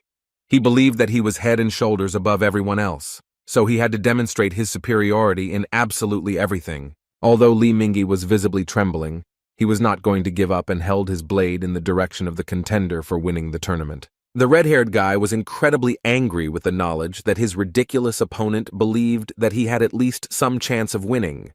He couldn't wait to put an end to this fight. A few minutes later, the judge announced the start of the fight. Li Mingyi kept saying that he could handle it, just like his brother Xiao Jun. Considering what was happening to be a real humiliation, Zhu Huan only thought that there was no point in this tournament in the first place. As soon as the fight began, Zhu Huan charged furiously to end the fight with just one blow. To his surprise, this was not enough, and Li Mingyi miraculously managed to resist. Li Zhu Huan continued his attack and unleashed a mountain of furious, precise blows on his opponent. Trying to withstand the stubbornness of his opponent, poor Mingyi looked tied hand and foot, and the audience doubted that he would hold out even a little longer. His opponent had already begun to lose his composure and even managed to say that he could not believe that his opponent was such a pathetic brat. After these words, he delivered a powerful blow to the poor fellow's stomach with his handle, shouting that he shouldn't have stuck his head out of his village. Such a strong blow threw Li Mingyi aside. Crouching on his knee, he began to writhe in pain. Feeling the difference in their strength, he still admitted that he had no chance of winning. The realization that they were on completely different levels sent tremors through his body again. However, he could not leave just like that, because all this time he was only thinking about the fact that he wanted his sister to be proud of her older brother. At that moment, he remembered his brother and his success. Unexpectedly for all the spectators, Li Mingyi began to rise to his feet, despite the pain. He knew that there was no point in counting on victory, but now his task was to hit this vile bastard at least once. Putting all his strength into the blow, Li Mingyi rushed into the attack in order to at least catch the enemy with the tip of his sword. He couldn't count on more, yet they were on completely different levels. Within a moment, the fight was over. The crowd began to cheer. As they predicted, the winner of the second battle was Li Zhu Huan from Revenant Academy. The audience was delighted and only confirmed that the rest of the participants in this tournament are not even suitable for such a monster. Zhu Huan had no place in the fourth-level competition because everyone understood that this brute was a master of his craft. However, Li Mingyi still managed to achieve his goal because, albeit slightly, he still hurt his opponent. Moreover, the public also noticed a small cut on the face of the invincible Zhou Huan, which was left to him by a completely ordinary boy. The arrogant, red-haired Revenant Academy student was beside himself with rage. Considering himself an elite, he was filled with rage at the realization that some ignorant weakling had managed to hook him. Then he suddenly turned to the judge and said that he was withdrawing from the tournament. The man in the yellow t-shirt was shocked by the words of the main contender for victory, so he asked in surprise how to understand this. Everything came to a head at that moment, when the inadequate red-haired guy walked up to his already beaten, losing opponent and furiously kicked him in the face. Addressing the audience, he shouted that this tournament was a bunch of losers. He accused the organizers of accepting just anyone, after which he stated that therefore they would not be able to achieve anything above the fourth level. Tournament officials immediately rushed into the arena, saying that the fight was already over, and if he did not stop, they would be forced to take action. However, in response, the arrogant Zhu Huan said that he was sick of looking at this pitiful spectacle of losers who want to become hunters. After these words, he completely placed his foot on the head of the poor fellow lying on the ground. Within a moment, Seo-jun burst into the arena and rushed to attack the inadequate, arrogant bastard, who had completely lost his fear. After that, he said that he was tired of this, and if Ju Huan insisted so much, then he would beat him right now, without waiting for the finale. When a Dream Academy student asked the impudent red-haired opponent to remove his foot from the head of his work, he refused. The patience of the guy with the spear was already at its limit. In response to the self-confident words, he furiously swung his spear, and the insolent man was forced to jump back. As soon as he scared off the enemy, he immediately sat down next to his comrade to find out if he was conscious. Li Mingyi was injured and could barely speak. Seeing this picture, the arrogant Ju Huan said that it was very touching. Seo-jun couldn't stand by. Looking at the daring opponent who considered himself an elite, he sternly asked if he really enjoyed looking down on people. Until the very end, he could not understand what was wrong with him, because no one in their right mind would put their foot on another person's head. In response, the arrogant academy student revenant said that he was sickened that some hillbilly forgot his place and even dared to enter the arena to fight him. Seo-jun still didn't understand his behavior and asked if they really couldn't even dream, since they were worse than him. Ju Huan took his words as some kind of joke and started laughing, saying that he didn't know that in their time anyone still believed in such fairy tales. It seemed strange to him that someone thought that if they trained hard, then they would succeed. The watching public did not understand how the judges allowed something like this to happen. As it turned out, the judges simply could not interfere in this conflict, because this was the order from above. They could only watch what was happening. The fight was inevitable, and So-yun was well aware that her student was weaker than his opponent. And yet she did not interfere and only watched excitedly, trusting her student. Meanwhile, Ju Huan had already begun to lose patience, and angrily calling his opponent a non-entity, said that he would now demonstrate to him how the world works. He believed that people without talent are nothing more than scum, and to achieve success, you need to go over your head. Seo-jun couldn't come to terms with his words. Ju Huan really believed that there is no place for dreams in this world, and all awakened people are divided into worthy and losers. And yet he couldn't hate him, because in truth he used to think so himself. During these 9 painfully long years, when he endured everything just to become a hunter, he was constantly faced with a harsh reality. He hated himself because he had neither money nor talent. He hated himself for his helplessness.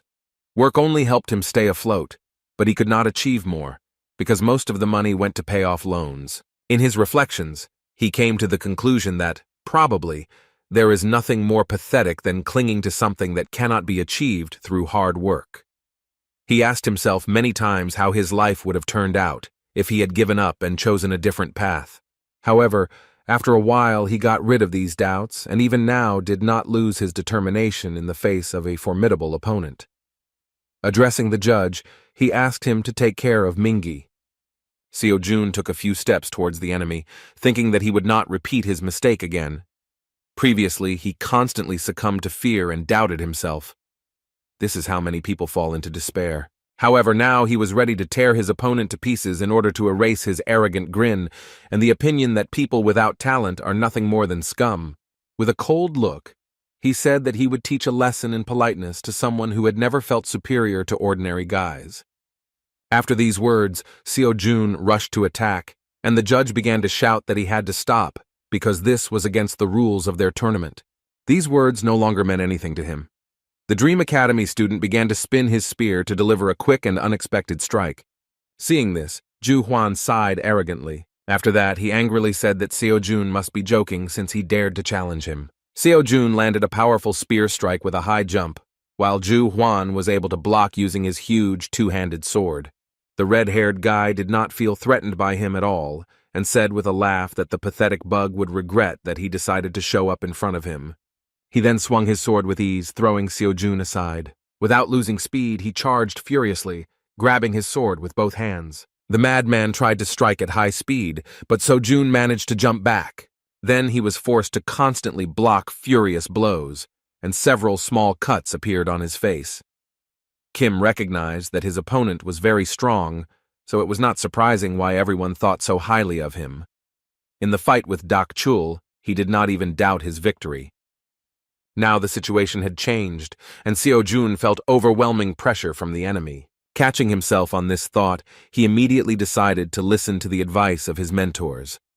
Seo-jun trusted his feelings and began to simply go with the flow, so as not to strain himself with unnecessary thoughts in a responsible battle. Within a moment, he threw his opponent aside. Naturally, the arrogant Zhu Huan was infuriated by such insolence. When the judge said they had to stop immediately, the red-haired guy furiously shouted for them not to interfere.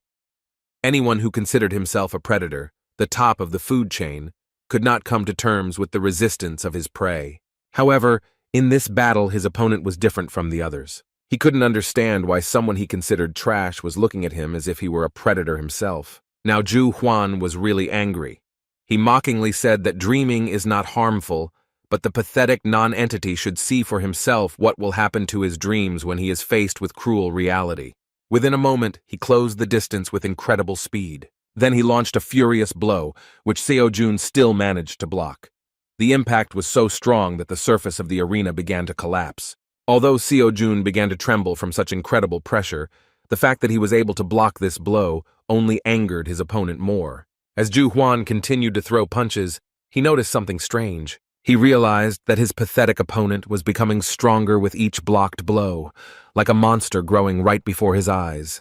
Within a moment, Seo-jun himself rushed to attack, and this time they exchanged blows. Zhu Huan was furious and began to lose his temper because he could not accept the fact that some brat managed to push him away.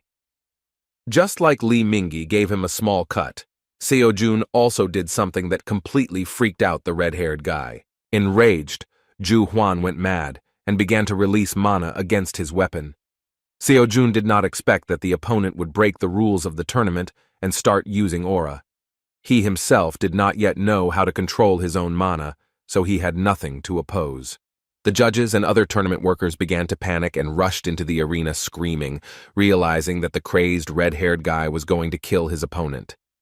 Seo-jun himself understood perfectly well that running away was the best option. However, at that same moment, he began to have an internal dispute, as a result of which he realized that if he ran away, he would betray everything he had learned. At that moment, he began to remember the words of his teacher, and it seemed to him that he was nearby. One day, Xiang Yu, like his student, entered into a battle, the outcome of which was a foregone conclusion. He lost, and there was no changing that. Then, for the first time, he felt despair because he was afraid of defeat. However, he rushed into battle and fought, because this is the true spirit of a warrior. Xiang Yu taught him that even if everything points to his defeat, he must continue to fight like a beast and believe in his victory no matter what. Remembering the words of his mentor, Seo-jun resolutely clenched his spear, because he did not intend to show his back to the enemy. The force that tears mountains out of the ground will erase any barriers, and the spirit that can turn the whole world over will dominate it. As soon as Seo-jun charged, he unknowingly began to release his mana, and a blue aura surrounded his spear. Seeing how much his opponent had changed, the enraged Zhu Huan, who believed only in talent, shouted that he was the only predator here, while the rest of the students were just litter on which he would continue to wipe his feet. Tournament officials rushed to stop them, but it was too late. A moment later, two furious fighters attacked each other with a wild cry. There was a powerful explosion of energy, which raised a column of dust and made it difficult to see what the result of this collision was. But just as the heat began to dissipate, the public saw that the clash had emerged with a winner. An inexperienced fighter, who was considered an ordinary lucky newcomer, managed to win this battle. Zhu Huan lost consciousness and fell to the ground, while Seo-jun silently tried to stand, leaning his trembling body on a long spear. The audience was shocked by what happened and began chanting the name of the winner of this fierce battle. Seo-jun also couldn't contain her surprise. She was shocked, because she saw how rapidly her student developed. 2 weeks ago, he could barely block her mana-soaked blows, but now he was able to use the aura himself. It was simply amazing, and now she was thrilled to know that she had made the right decision when she decided to choose him as her student. Looking around, she again saw the mysterious man in a black robe. Previously, she found him very suspicious when she saw that he had bet on Seo-jun at an underground bookmaker. The stranger himself shouted in surprise. He was excited by what had happened because he couldn't believe that someone from the 4th level could so suddenly master the aura technique. So Yoon was also surprised, but still not as surprised as this stranger. It seemed that before his eyes, Kim So-jun violated the laws of the universe. At that moment, she just remembered an important detail, that the stranger had bet a large sum on Seo-jun's victory. However, when she looked around again, the mysterious guy had disappeared from sight. The tournament ended after Seo-jun's incredible triumph, but he returned home without a victorious mood. Unfortunately, the victory over the tyrant did not bring him anything more than applause and recognition from the public. Because he did not listen to the judges, he was disqualified. Tournament officials admitted that Lee Ju-hwan had behaved in an inappropriate manner, but at that time he withdrew from the tournament and Seo-jun intervened as a participant. The judge warned him of the consequences, but he did not listen and did his own thing. Seo-jun broke the rules of the tournament and couldn't even argue with it. But the fact that no one even tried to stop his opponent before he intervened himself remained in question. Although Lee Ju-hwan withdrew from the tournament at that time, he was also punished, because enhancing a sword with an aura was regarded as attempted murder. Despite this, he will not go to trial, but the Hunters Association will definitely prohibit him from taking the exam for the next 5 years. Lee Chul-min automatically became the winner, even though he never fought in the second stage. Second place went to Lee Mingi, and third place went to Jang Dak-chul. Among the good news was that Seo-jun himself had made some pretty good progress in his lectures thanks to the last battle. According to Xiang Yu's lectures, he achieved 56% mastery of information, while Chiron's lecture was close to 49%. After thinking a little, So-jun came to the conclusion that the incomprehensible power that he felt in the battle could manifest itself precisely because progress had passed halfway. Based on the increase in his level, he decided that it was worth looking at the list of courses to choose another direction. However, at that moment, he was distracted by So-yun. She was very worried about his condition and decided to see him after the tournament ended. Fortunately, Seo-jun was completely fine, and said in his defense that although he looks like a weakling, he is actually a very tough nut to crack and doesn't mind such a battle. After making sure that everything was fine, So-yun breathed a sigh of relief. Suddenly, for his teacher, Seo-jun decided to apologize. When asked what he was talking about, he said with a feeling of guilt that he could have won if he had not interfered where he was not asked. Seo-jun was surprised to hear that there was actually nothing wrong with it, and she just wanted to know if he was okay. After her words that he initially counted on a cash prize, Seo-jun was speechless from the realization of the main problem of disqualification. The poor guy grabbed his head and started screaming because he really forgot that the main reason for attending this tournament was the money for a spear from the Transcendence store. He plunged into despair, and when asked what he wanted to spend the money on, he admitted that he liked one incredible spear. Despite the failure, he quickly recovered from the moral trauma and rose to his feet, saying that there was nothing wrong with it.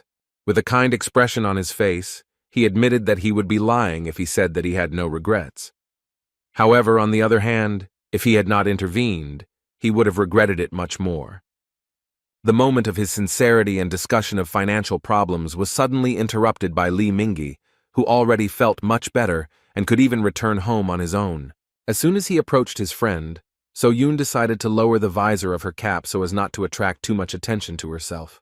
Holding his head, Lee Mingi shyly thanked his savior. After a short silence, he finally decided to ask whether he could become as strong as his brother if he trained hard. Seo-jun was genuinely surprised by the words of this trembling guy. Seeing his look full of hope, he couldn't upset him. To support the poor fellow, he warned him that everything is possible, but this is not an easy path. Still, he saw that Mingi clearly lacked the talent to become a hunter. However, they say that anything can be achieved if you work hard enough. However, the world is cruel, and you can't go far on dreams alone. To support him, he said that he should not focus on becoming a hunter, because he could do something else, since he was still young and had plenty of time. Lee Mingi was not at all upset by such words, and even admitted that So-jun was right about something. Perhaps he could become an excellent journalist, because he has already shown that he can accurately collect information about other people. Still, he did not want to stay long and decided to say goodbye, thanking his friend for everything he had done for him. Finally, Seo-jun asked him to never let anyone tell him what to do, even if it was his own words. He even decided to warn him that he would hear more than once that he had no talent, and that he would not cope. Therefore, he asked him not to forget that no one's opinion should become his reality, because if he really wants something, then he must achieve it, and everything else does not matter. The sincerity on the part of his brother touched Li Mingyi so much that he could not hold back his tears. Saying goodbye, he promised that someday he would visit him with his sister. Looking after Li Mingyi, So Yun said that she was pleasantly surprised by how her student acted. Seo Jun, awkwardly walking towards his house, replied that he constantly blames himself for always sticking his nose into other people's affairs.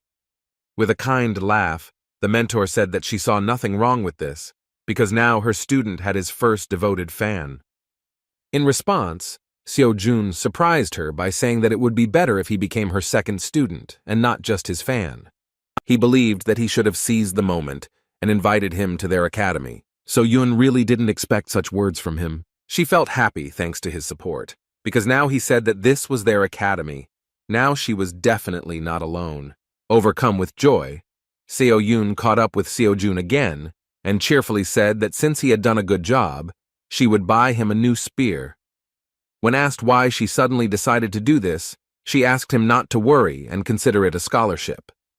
Meanwhile, one of his wards came to visit the master of the Star Sword. He was warned that the master was meditating, and at this moment he could not be disturbed, but the guest said that the matter did not require delay.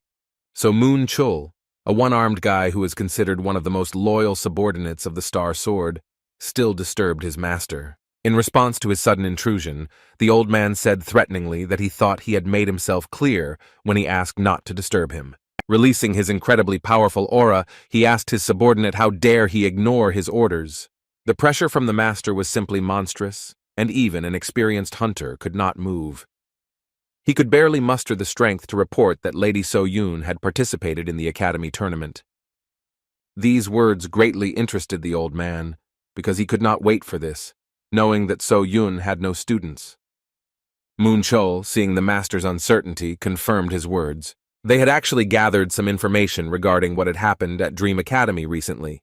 No one expected that after all the unsuccessful attempts, So Yun would still decide to try the old business again. Realizing the importance of the matter, the old man rose to his feet and said that he would personally deal with this problem. With a thoughtful look, Star Sword Park Min Chul said that he personally should see what his granddaughter's new student is like. The next morning, Seo Jun again went to the Dream Academy, where he wasted no time in refining his spear skills. The next daily task regarding 5,000 swings of the spear was completed, but So Yun, as usual, did not understand what was going on. The strange behavior of the student all this time put her in an awkward position, but during all this time she never managed to find out anything. Noticing her intense gaze, Seo Jun asked why she was staring at him so dissatisfied, but the girl replied that he just imagined it. In fact, she still held a grudge against him because he was so eager to get money for a new spear, but when she offered him a lucrative gift, he was so meticulous in choosing it that he ended up leaving with nothing. In response, Seo Jun said that he was simply not worthy of the gift. Pointing a condemning finger at him, the girl demonstrated that she saw right through him and said with displeasure that he was a liar, because he was clearly not one of those who would simply refuse such things. She was willing to bet that the problem was something else.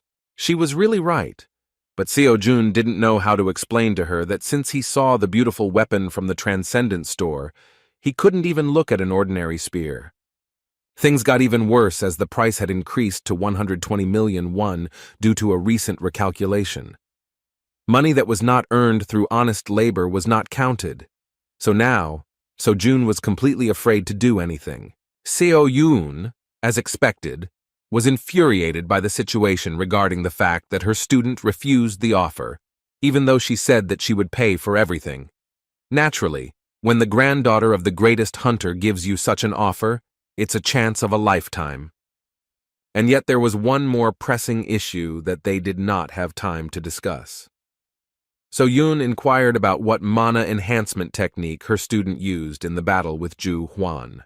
Seo Jun had no idea what he was talking about. So Seo Yun explained that without the technique, he would not be able to use magic. She noted that she personally saw how he pierced the armor of monsters, but judging by how he fought in the tournament, his technique was clearly not of a low class. At the same time, her interest was even stronger because she had never seen him train her. At that moment, Seo-jun thought, because he really doesn't know how this happens, because he has never studied any technique for enhancing mana. The mana enhancement technique is a technique that allows you to use your mana most effectively. There are many different types of this technique. Depending on its effectiveness, it is divided into lower and higher class equipment. Each hunter has his own mana enhancement technique. Some even patent it. In fact, Seo-jun wanted to get into the elite academy precisely in order to acquire effective high-level equipment. Therefore, he asked his mentor if she taught the technique of enhancing the mana of the Star Sword. In response, the girl sighed heavily and said that her grandfather forbade her to do this. Still, this was not surprising, because otherwise there would have been crowds of students in this academy. But as it turned out, So-yun herself came up with her own technique and was ready to teach him. She always wanted to teach, so she needed to do something like this. Seo-jun was surprised because he thought that she had no talent at all, but it turned out that she lives in the shadow of the Star Sword, and yet she pushed him to the idea that a hunter really needed mana control skills. In the fight with Ju Huan, he experienced the difference in strength between those who know how to use it and those who do not. So-yun didn't understand why he was thinking so deeply, because she was just asking whether he was interested in learning her technique or not.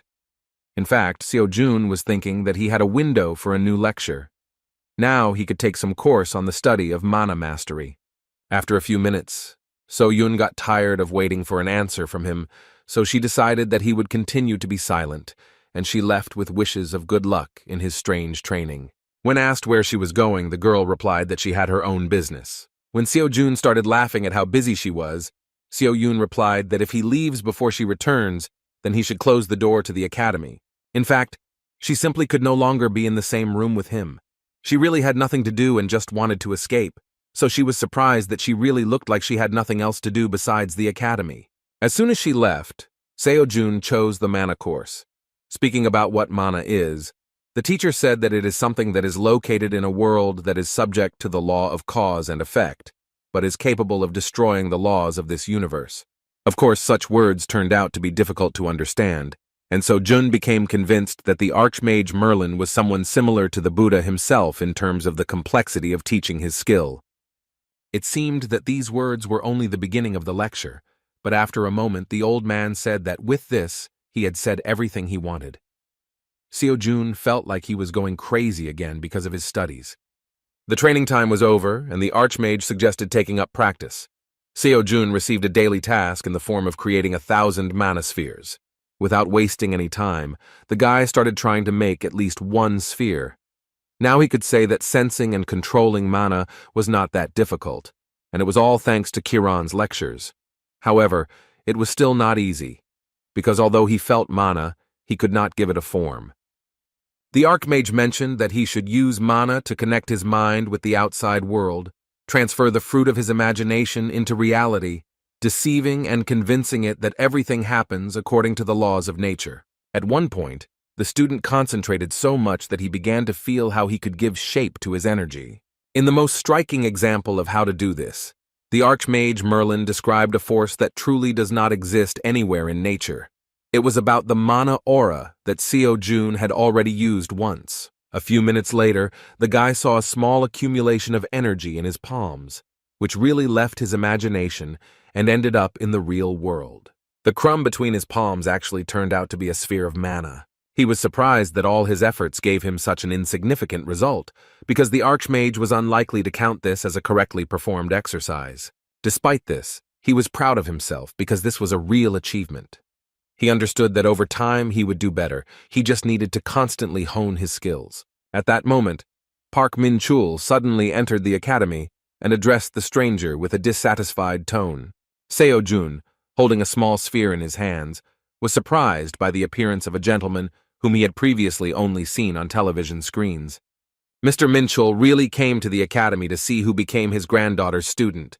He did not expect to see something like this, because he felt that there was a clot of mana in the guy's hand. What was suspicious was that something like this was not easy to create. This meant that this guy was talented. However, this only deepened his understanding of the situation.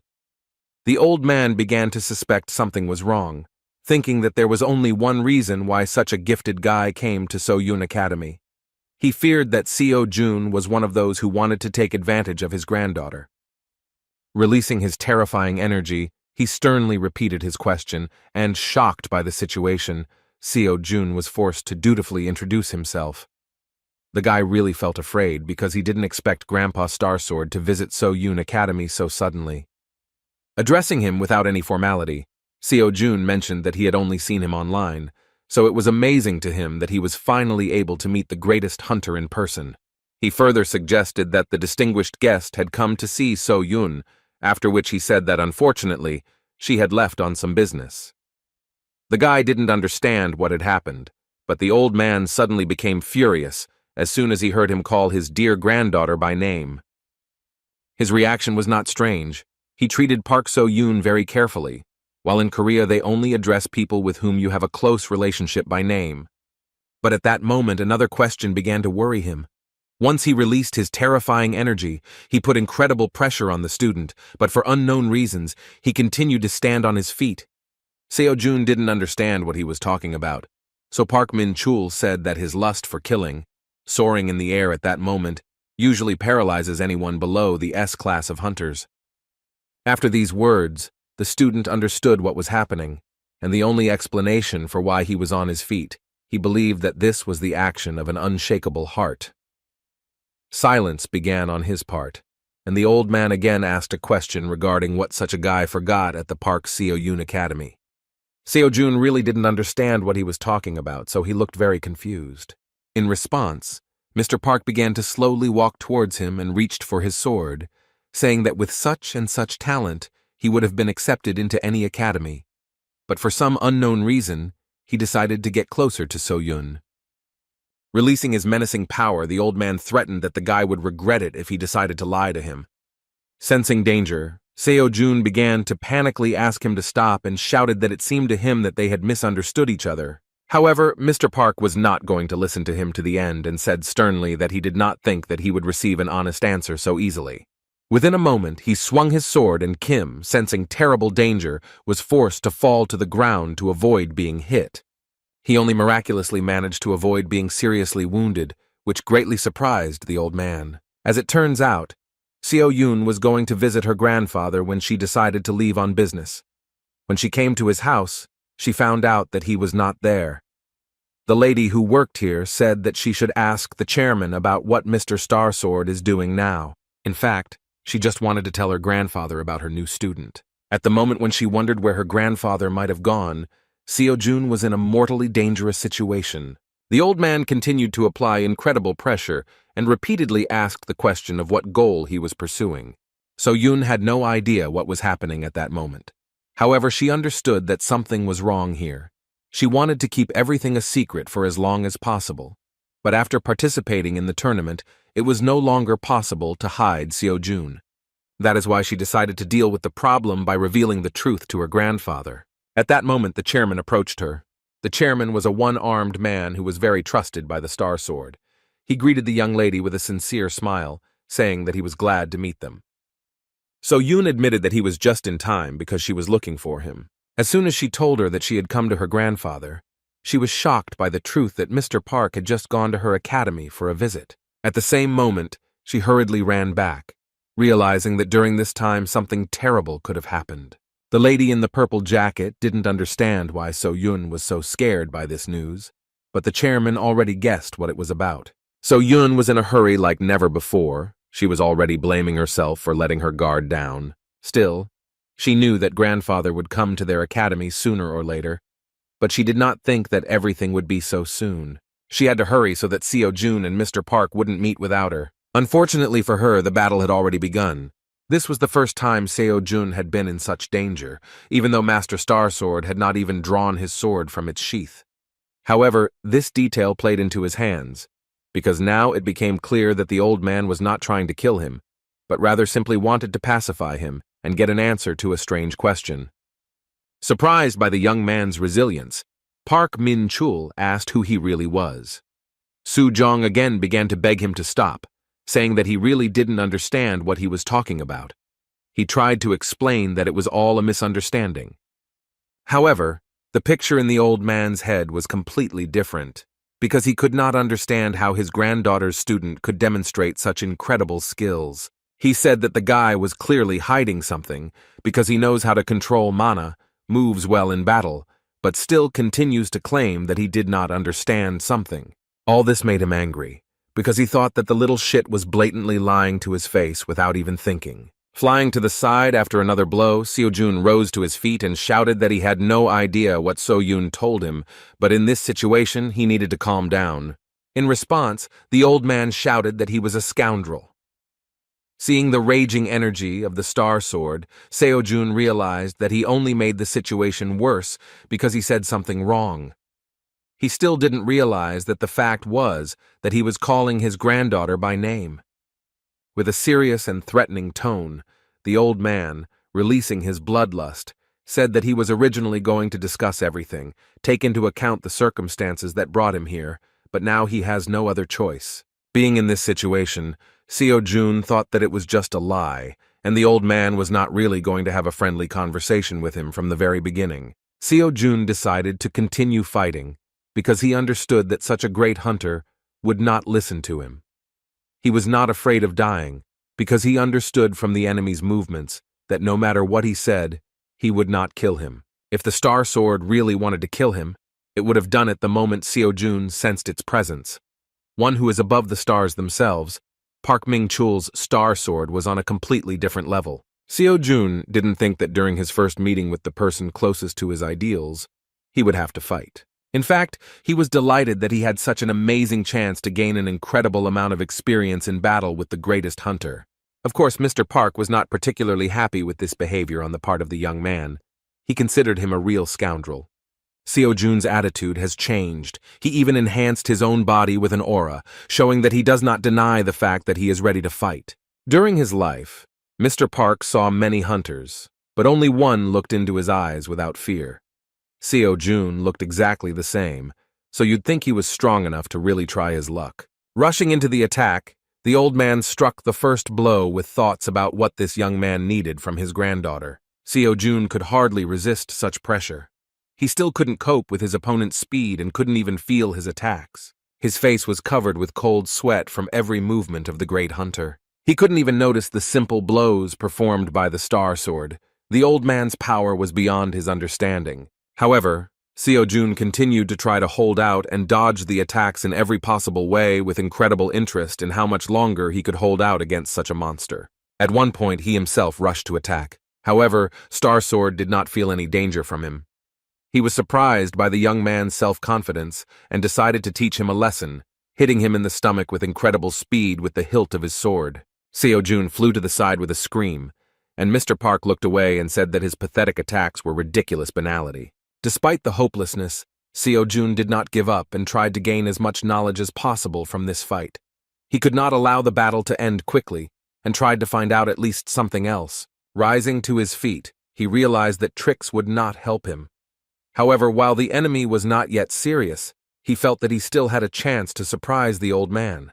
Park Ming-chul did not want to waste much time on this issue, so he rushed to the attack again. Seo-jun felt like he needed to impress him, but he didn't know how to do it. However, as soon as he stopped thinking about it, he trusted his feelings and surprisingly managed to evade his opponent's sword. He then desperately swung his spear to strike at close range. Subduing the mana to his will, he forced it to fill the spear, strengthening the counterattack. The old man was unexpectedly surprised at what the young man was capable of, who didn't even have a hunter's license. He couldn't figure out what kind of mana technique he was using, but it looked extremely interesting. Seo-jun directed his punch with a furious cry, putting all his strength into this attack. A powerful surge of energy directed at the old man limited visibility at that moment. However, the result was a foregone conclusion. He did not even manage to catch a powerful enemy. After Seo-jun used his aura, Mr. Park shouted that the young man had finally shown his true mean face.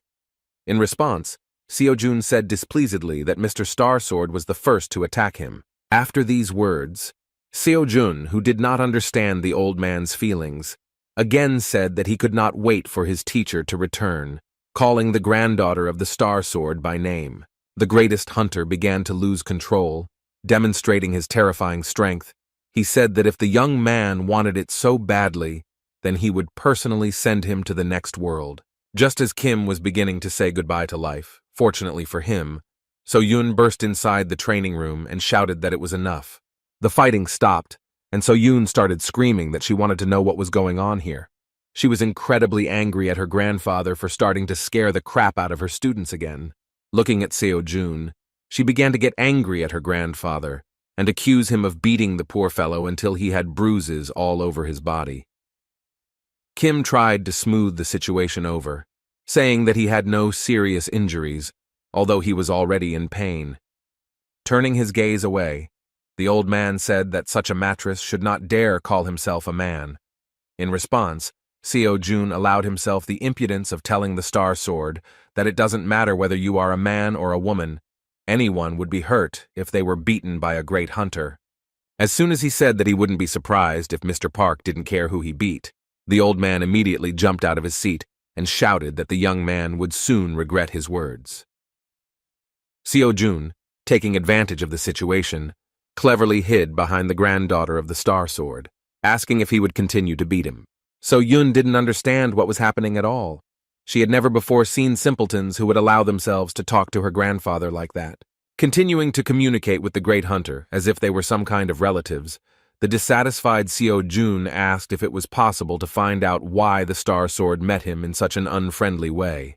So-yoon understood that sooner or later her grandfather would run out of patience, so she asked everyone to keep quiet.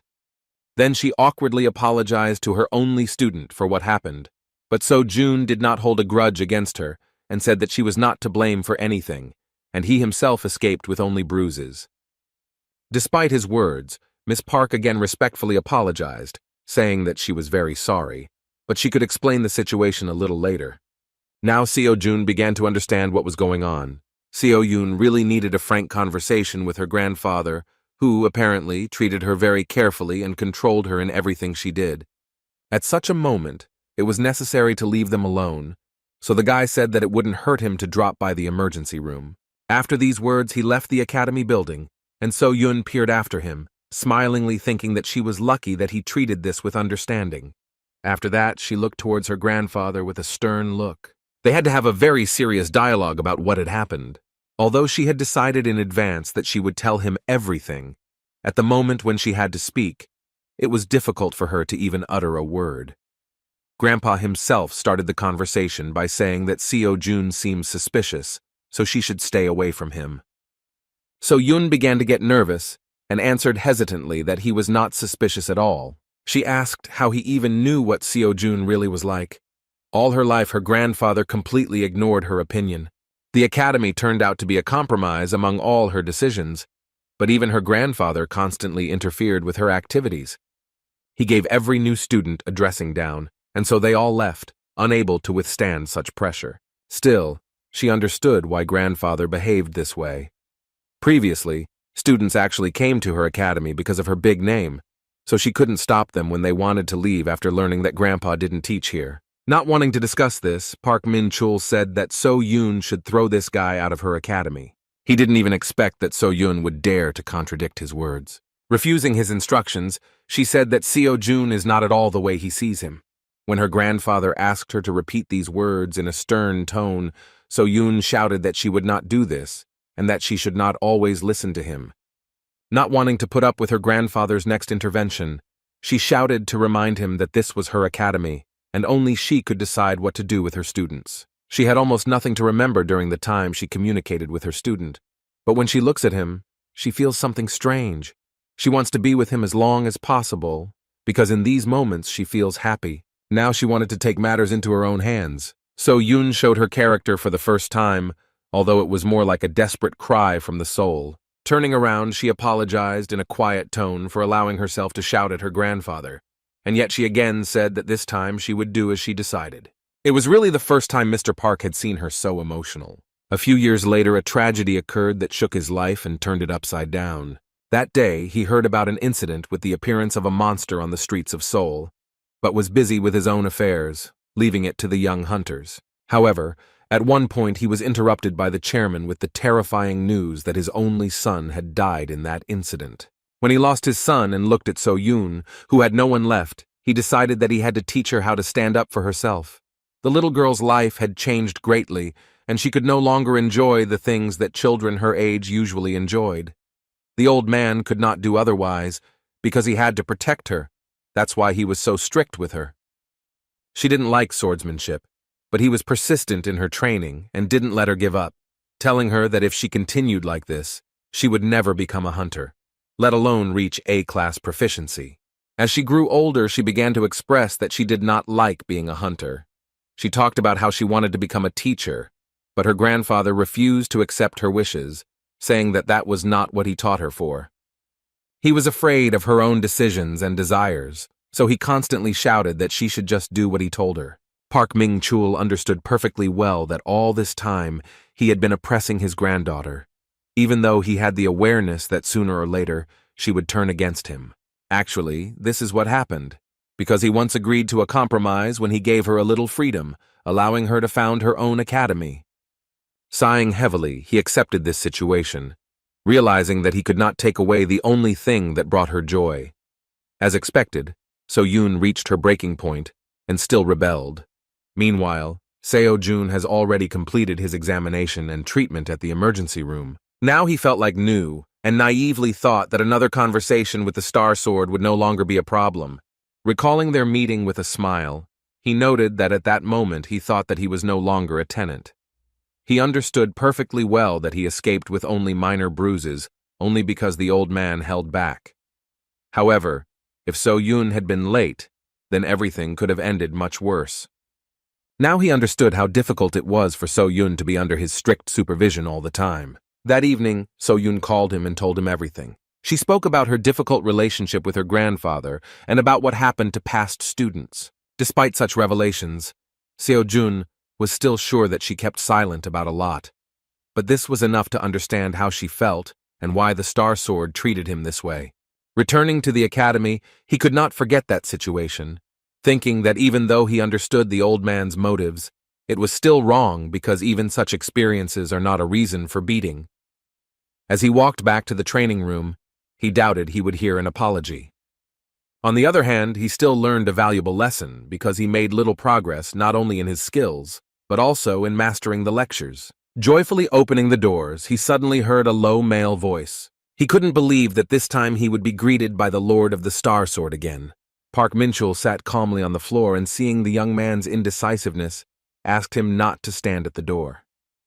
The guy began to feel trembling, realizing that the old man probably wanted to beat him again, but the Star Sword made an offer to sit next to him.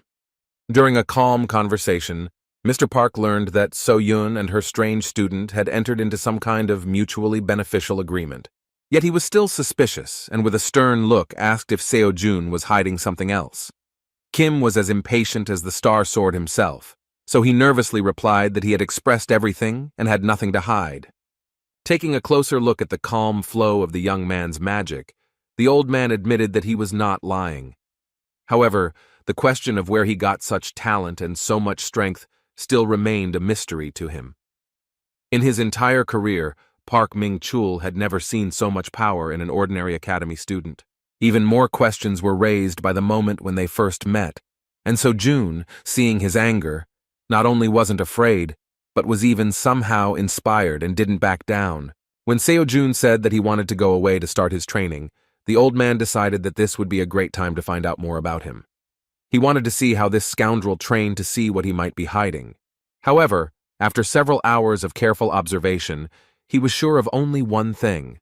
This young man was clearly not himself. He couldn't believe that what Seo-jun called training was continuously staring at his phone, which was turned off with a blank screen. At the same time, Seo-jun was very emotional and even sometimes screamed strange things. Distracting the young man from the strange method of teaching, the old man suggested that he was meditating this way. Seo-jun didn't know how to explain his training, so he decided to just agree. In response, the experienced hunter agreed that meditation is an excellent workout, but noted that you shouldn't overdo it either. He wanted Seo-jun to understand that meditation strengthens the mind and spirit, but not the body. Seo-jun simply agreed with him and continued to look at the phone, so Mr. Park was surprised that he was not at all interested in his words. The old man decided to play trump cards and said that if the young man wanted, then he could teach him something. Seo-jun pleased his pride because he was really distracted with surprise that the Star Sword himself decided to take care of him. The old man did not expect a different reaction, yet the young man hurt his pride, so he blurted it out. To keep things simple, he didn't mind showing him a couple of his moves. However, his pride was trampled a moment later, because the ridiculous boy refused, saying that he was happy with everything anyway. Moreover, he asked if he could be left alone during training, because they could talk a little later. The moment of trampled pride of the great hunter could have ended in tears, but So-yun visited the training hall on time. She was shocked when she saw her grandfather next to the student whom he had recently nearly beaten to death. The old man was glad to see her and immediately headed towards her, saying that he needed to discuss something. So-yun was afraid that he was up to something, so she warned him that she would not forgive him if he even laid a finger on her student. However, as it turned out, he just wanted to speak out about Seo-jun's shocking behavior, saying that he was not right in the head. They could not understand that there was anyone in the world who could refuse training from the Star Sword itself. Instead of getting a few lessons from the greatest hunter, Seo-jun actually continued to act like he had a headache. The guy stared at his switched-off phone, which looked very crazy. So-yun understood her grandfather's feelings, but she had already come to terms with such oddities of the student, and therefore said that this was still normal behavior on his part. Still, she agreed with all his words, saying that she also thought exactly the same way before. After that, she turned to her student, saying that she was already free. Seo-jun immediately looked away from the lecture and looked at her with a smile, and began answering questions regarding his well-being. Yet the old man was still suspicious, since he could not find answers to all his questions. From his observations, he could definitely say that Kim So-jun is not particularly smart, but even despite this, So-yun always smiles when she looks at him. He found it hard to believe that she actually enjoyed talking to him. It made him remember that he had never actually seen her smile like that before. In conversations with her grandfather, she is always strict or sad. He often saw her offended, but not so sincerely happy. Realizing that this could be their sympathy for each other, the old man began to get angry again, worried about his granddaughter, thinking that So-jun dared to hit on her. As soon as he took the first step to teach the impudent man another lesson, he was interrupted by the chairman, who hastily burst into the training room. He immediately apologized for distracting them, but said that the matter was urgent. As it turned out, the Order of Truth invited Mr. Park to visit them. Star Sword was surprised that those wonderful guys even wanted from him. In response, he said that if they want something from him, then they should come themselves, because he doesn't mind. However, this time the matter was very serious, because as it turned out, Sir Kalia himself wanted to see the master of the Star Sword. Even more shocking was the addition that the Order of Truth had another request. Everyone was literally speechless when they heard that Kalia wanted Mr. Park to bring a man named Kim Seo-jun with him. Hearing his name, Seo-jun was surprised that anyone actually knew about his existence. The old man immediately thought that the strange guy was somehow connected with the cunning Order of Truth, so he assumed that he was Sir Kalia's faithful dog. Even So-yun believed this assumption, so Seo-jun answered impudently and dissatisfiedly that he himself was interested in how they knew his name. Everything fell into place when Mrs. Park remembered that there was a strange man in a black robe at the academy tournament. She assumed that the stranger hiding his identity was somehow connected with the Order of Truth. But even after these words, the old man thought that it was still somehow strange because Kalia was unlikely to be interested in any ordinary person. Turning to So-jun, So-yun asked if he happened to know this person, but her student answered with tension that he didn't remember anything like that. After that, he completely put the guys in an awkward position when he confusedly asked if he could refuse this request. All his life he was far from such things, because he devoted himself to working at the Enterprise. So-yun said that the Order of Truth is an organization that includes 7 apostles who are on a par with the heads of major states, so it is unreasonable to refuse their request. Sir Kalia is the successor of the Apostle of Chastity, and usually people like him do not schedule personal meetings. Even after hearing this, Seo-jun did not cease to amaze and said that he had nothing to do with this, because for him it was just some unfamiliar foreigner. He was more interested in continuing to train. In response to these words, Mr. Park's chairman said that he now fully understood why everyone thought so highly of Sir Kalia. When Starsword asked to clarify what he was talking about, Seo Moon Chol replied that Sir Kalia knew in advance that Kim So-jun would refuse his offer. The young academy student froze in place when he heard that the foreigner asked to convey, in such a case, that if Seo-jun agreed to come, then he would give him 100 million won. The mere mention of such a large sum caused neural activation in the monkey's brain, and Seo-jun immediately smiled reflexively, agreeing to the offer. Moreover, he wondered how the stranger knew that he needed exactly that amount. The Order of Truth is a religious organization, but it does not serve human gods, because their god is truth. That mysterious man in a robe is the Great Voice, and the organization is headed by 7 apostles. They convey the will of God, that is, the truths of humility, diligence, gratitude, mercy, patience. A century ago, the Order of Truth was considered a simple cult, one among many. But when the cataclysm happened, they joined forces with the forces of the heroes. Largely thanks to them, peace reigned on Earth again, and so the number of followers of the Order increased significantly. But more importantly, the berserker giant monster was destroyed thanks to their power. When everyone thought that the trouble was over, Berserker suddenly appeared. He was so strong that even all the heroes combined could not cope with him. The situation was so desperate that it was called the Second Cataclysm. Only the Great Voice and the 7 apostles were able to cope with it, thanks to which the Earth was saved. These days, one of them made a surprise visit to Seoul and settled into a hotel on the outskirts of the city. The place seemed too nondescript for a representative of a world religion. When Mr. Park and Seo-jun arrived at the place, the old man told the cult member that he had come personally to Kalia, after which he began to introduce the guy next to him, calling him a fraud. In response, the man in the robe, without listening to the end, looked at the young man with interest, and with anticipation of something interesting, said that he knew very well that in front of him was Kim So-jun. Without delaying the guests, he invited them to pass and informed them that Sir Kalia was already waiting for them. Following the man in the robe, Seo-jun thought that if Mrs. Park was right, then someone from the Order really was at the tournament, and perhaps they decided to lure him with the same amount that he could get for winning. It still remained unclear why he was watching him and why he called him. The guys approached the meeting room, and Kim came to the conclusion that Sir Kalia might know something about him or about the Academy of Transcendence. In addition to the money for the meeting, he planned to find out why he attracted their attention. One of the followers of the Order of Truth led them to a beautiful waiting room, where he asked them to wait a little while for Sir Kalia to come to them. As soon as they sat down, the old man sighed displeasedly, saying that he knew that Kalia would not sit and wait for them. In response, Kim asked if he personally knew Sir Kalia. The old man surprised him with his answer, because as it turned out, this was their first meeting. Seo-jun previously thought that she was quite close.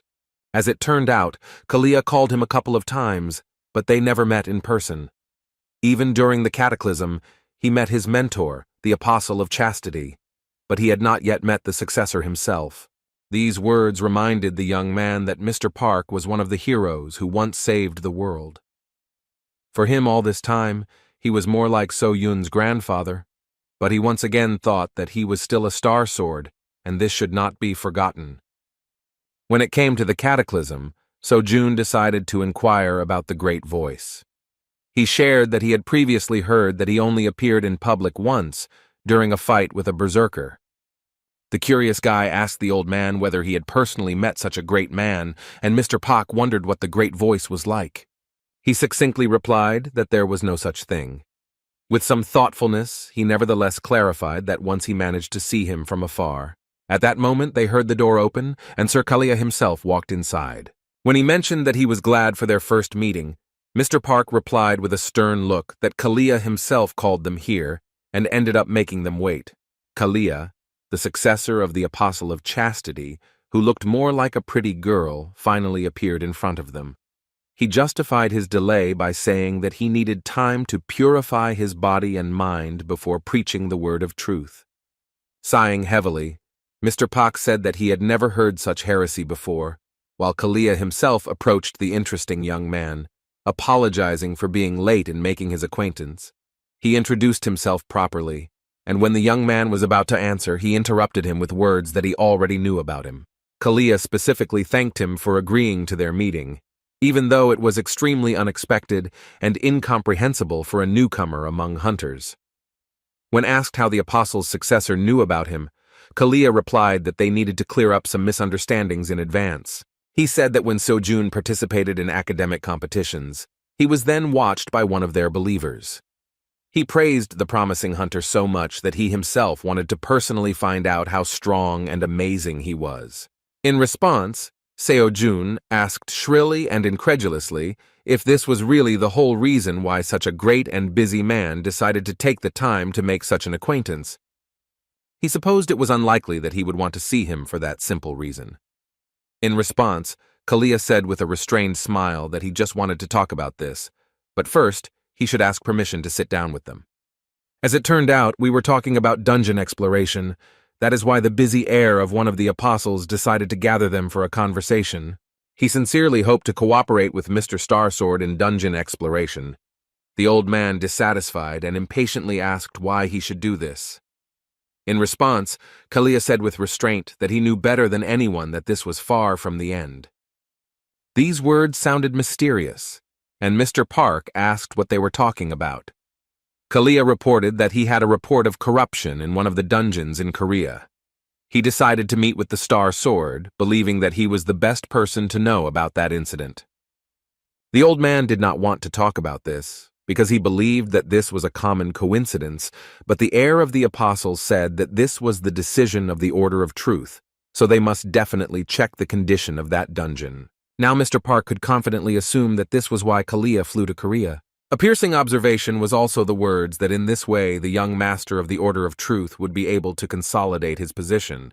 With a sincere laugh, Kalia admitted that he could not be fooled and was truly shrill, as always. In response, Minchul said that it was arrogant of them to declare that this was the decision of the Order of Truth, and not his own personal interest. Kalia understood that Mr. Starsword was not particularly interested in doing him a favor, so he decided to touch his personal life, and said that he knew that he was unlikely to be missing anything, but he might be interested in their help for his granddaughter in the development of the Hunter Academy. As soon as Mr. Park Min-chul heard the mention of his beloved granddaughter, whom he was trying to protect from too much attention and danger, he immediately showed his determination and unleashed his true form of terrifying bloodlust, which left Seo-jun's body numb.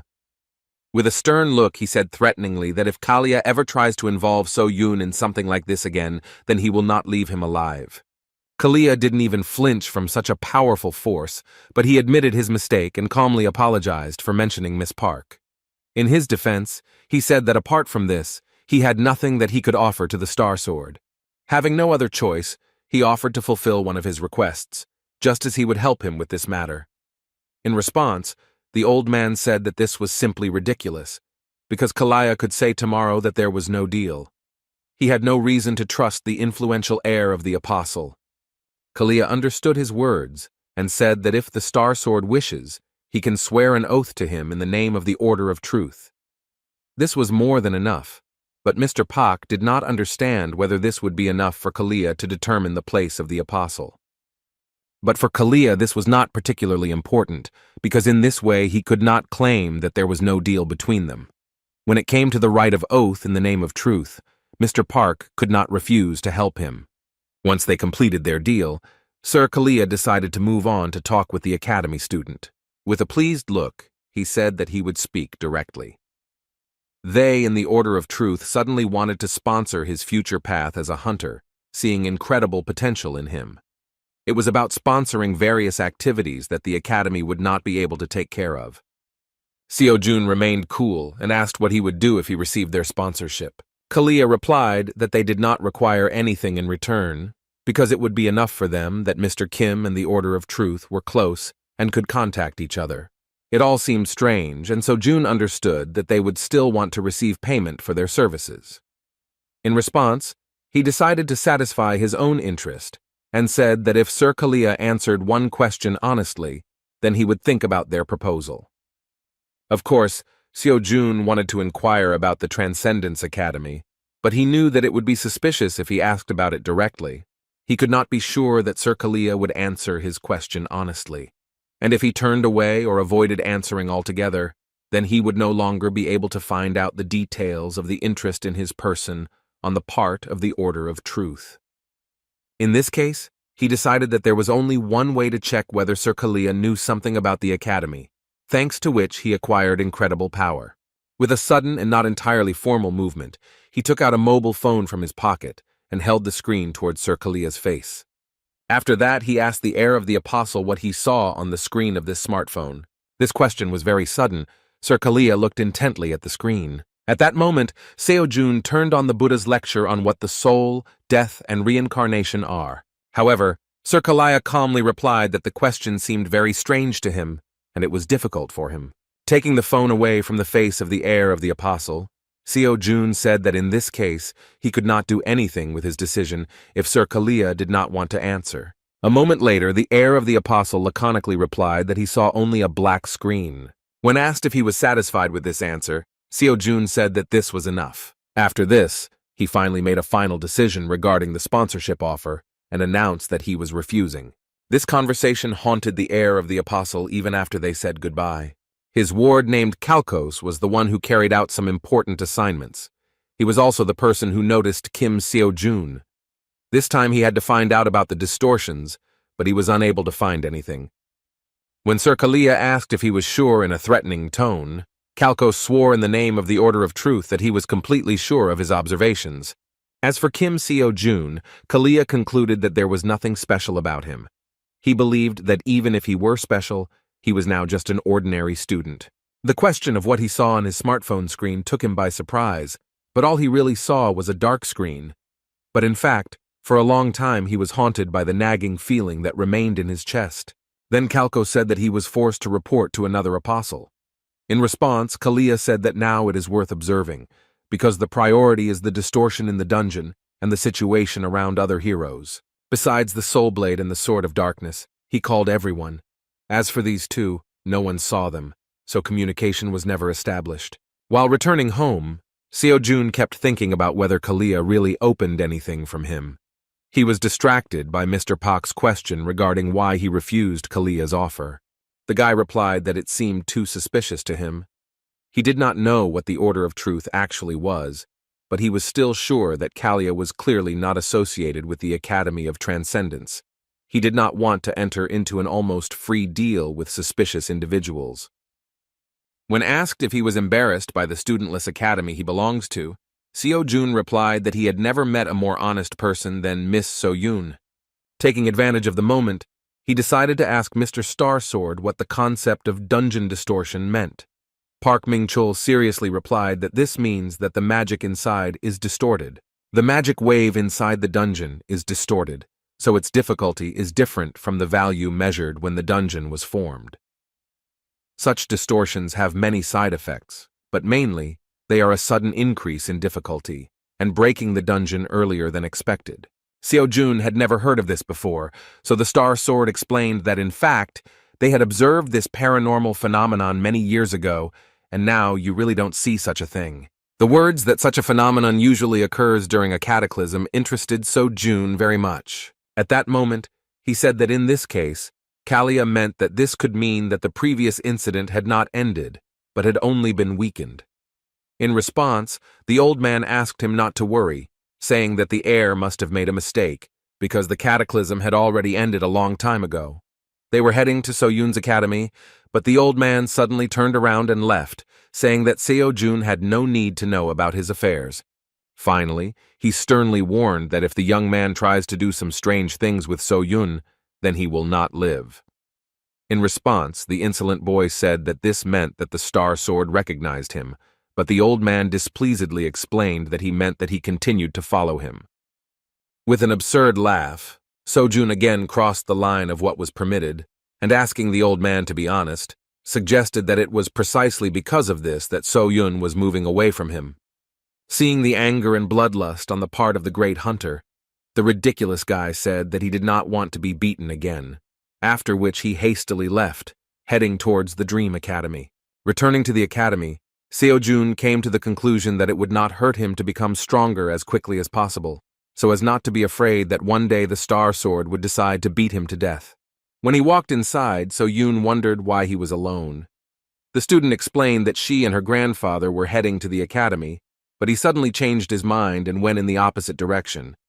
When asked by the worried Seo-jun about what was being discussed, he replied that nothing terrible had happened, and she needn't worry. Fearing that another unpleasant dialogue could occur between them, Seo-jun said that Grandpa has a bad character, for which she sincerely apologizes, because she should have said this earlier. In response, Seo-jun said with a kind smile that the way the Star Sword expresses itself is, of course, wrong, but there is nothing wrong with it. With an awkward laugh, he said that the old man could change even now. Still, he admitted that he would still take a few hard hits if he did something terrible. After these words, he began to apologize for speaking some kind of nonsense, but at that moment a blush appeared on Seo-jun's face and a sparkle in his eyes. After a little awkwardness due to genuine emotions, she decided to change the subject and reminded him that he needed money and was trying in every possible way to earn as much as possible. He could not deny this, because all the 100 million received from Kalia went to pay off debts. While Seo-jun was immersed in his problems and financial shortcomings, Seo-jun took up the task of rectifying the situation and, looking at the phone, said that while he was away, she found a task that was ideal for him. As it turned out, she was very interested in dungeon clearing competitions. When Seo-jun saw that the first-place prize was a whopping 300 million won, he screamed with joy, making Seo-jun happy with his reaction. The girl clarified that this competition is like a kind of dungeon raiding competition that no one can handle. As it turned out, these were the dungeons that hunters didn't really want to go through due to their low profitability. Seo-jun remembered that it was true that while those awakened during the cataclysm had a sense of responsibility, now hunters only strive for profit. In turn, Seo-jun clarified that unprofitable and abandoned dungeons are mostly low-rated and more difficult to attack. However, if the dungeons are not cleared quickly, then after a while they explode, releasing monsters, so no matter how low-ranking the monsters are, they still pose a threat to society. At first, such dungeons were monitored by government hunters, but it was ineffective to send them to such a seedy place. And in the end, the state solved this problem in a different way. That is why the so-called dungeon clearing competitions were created. The dungeons are just the right level for even the average student to tackle. The strength of the students now is more than enough to deal with them, and they also said that the results will be reflected in the ranking of the hunter academies. Upon learning of this, Seo-jun admitted that only a real genius could have come up with this. Seo-jun was sure that he could handle it, so she asked what his answer would be. The prize of 300 million and the opportunity to increase the progress of lectures as the raid progressed did not give him a reason to refuse. With cheerful smiles, they agreed to participate, and Seo-jun said that she would then submit an application in the near future. Seo-jun had no idea how much she worked to satisfy his needs. He assumed that most likely she was looking for information on how to raise the academy's rating and came across something similar. As for the competition, he already guessed that, taking into account the experience of the last game, it would not be easy. However, this time he promised himself that he would not make mistakes and would definitely get his money. After that, he decided to clarify exactly how the competition was held. As it turns out, it lasts 1 week, and when it starts, a list of dungeons will be sent to participants from the government. Participants can then check the list and book the dungeon they want to clear through the app. To prevent monopoly, dungeons are given 10 hours to complete, and you can only book one at a time. In extreme cases, the reservation will be automatically canceled. In this case, speed is life, so the one who clears the most dungeons the fastest will win. In response, Seo-jun suddenly said that it was difficult. As it turned out, he meant that after the raid it was necessary to get rid of the corpses. Seo-jun grabbed her head and said that there is no need to do this, because they won't give a lot of money for it. She was shocked when she realized that he wanted to do this again. The winnings were unimaginably larger and more important, but Seo-jun stood his ground, saying that if you collect all the corpses, you will get a very impressive amount. That's why he said it would be difficult. Seo-jun continued to shake her head to the sides, demonstrating that she did not agree to such madness. Lost in thought, he remembered that he had previously pondered tactics for quickly clearing dungeons. After that, he immediately energetically reached for the phone. He wanted to clarify the competition rules to see if the trick he had in mind could be used. A few days later, competition day began. Seo Jun had downloaded the dungeon tracking app in advance, so it seemed like they were ready. However, they were actually waiting for one more person whom Seo Jun had called as his assistant. Seo Jun happily said that the person in question would soon find them, because if finding the road were an ability, then even the Star Sword would not be able to compare with him. Within a moment, Mr. Ajusi came to them. With a kind laugh, Seo Jun said that this time there would be no penalty for being late. Ajusi Minchul was the assistant that Seo Jun decided to take with him on raids. A few days ago, he suddenly pulled him away from work with an offer to work in the same team. He invited him to carry the corpses of monsters left after the competition and also to be his driver. The guy promised that he would pay him well, because no one else could do such delicate work, in which every second was important. The job of cutting up monsters requires quite a bit of skill, and when it came to his uncle's skills, Seo Jun could vouch for him. A few minutes after the meeting, they received a message that the dungeon clearing competition had begun. Mr. Ajushi and Seo Jun began the task and quickly got into the truck they were going to use to transport the monsters from the dungeons. Just in case, Seo Jun again reminded them of their strategy, saying that the one who clears the most dungeons wins. Victory was directly dependent on speed, so in this competition they needed two things. The first is the high speed of clearing dungeons, and the second is fast movement between locations. Basically, all dungeons were first or second level. Depending on the level, the raid time will also differ, but Seo Jun was ready for any dungeon. All Minchul needed was to get from one location to another as quickly as possible. After that, he handed him the phone with the application. It had a list of dungeons and their locations. Seo Jun hoped that Mr. Anjosi could plan a route that would minimize travel time between these dungeons as much as possible. The old man was confused, but Seo Jun cheerfully praised him, saying that he was much faster and more accurate than any navigation system. Without wasting time, they accelerated and drove to the first point. At the dungeon site they were heading to, Inspector Go Soo-jin was in charge. She had never heard of Dream Academy before, so she didn't expect anything special from them. She assumed that since Kim Seo Jun was from some unknown academy, then he was probably a weak student who would need at least an hour to clean up.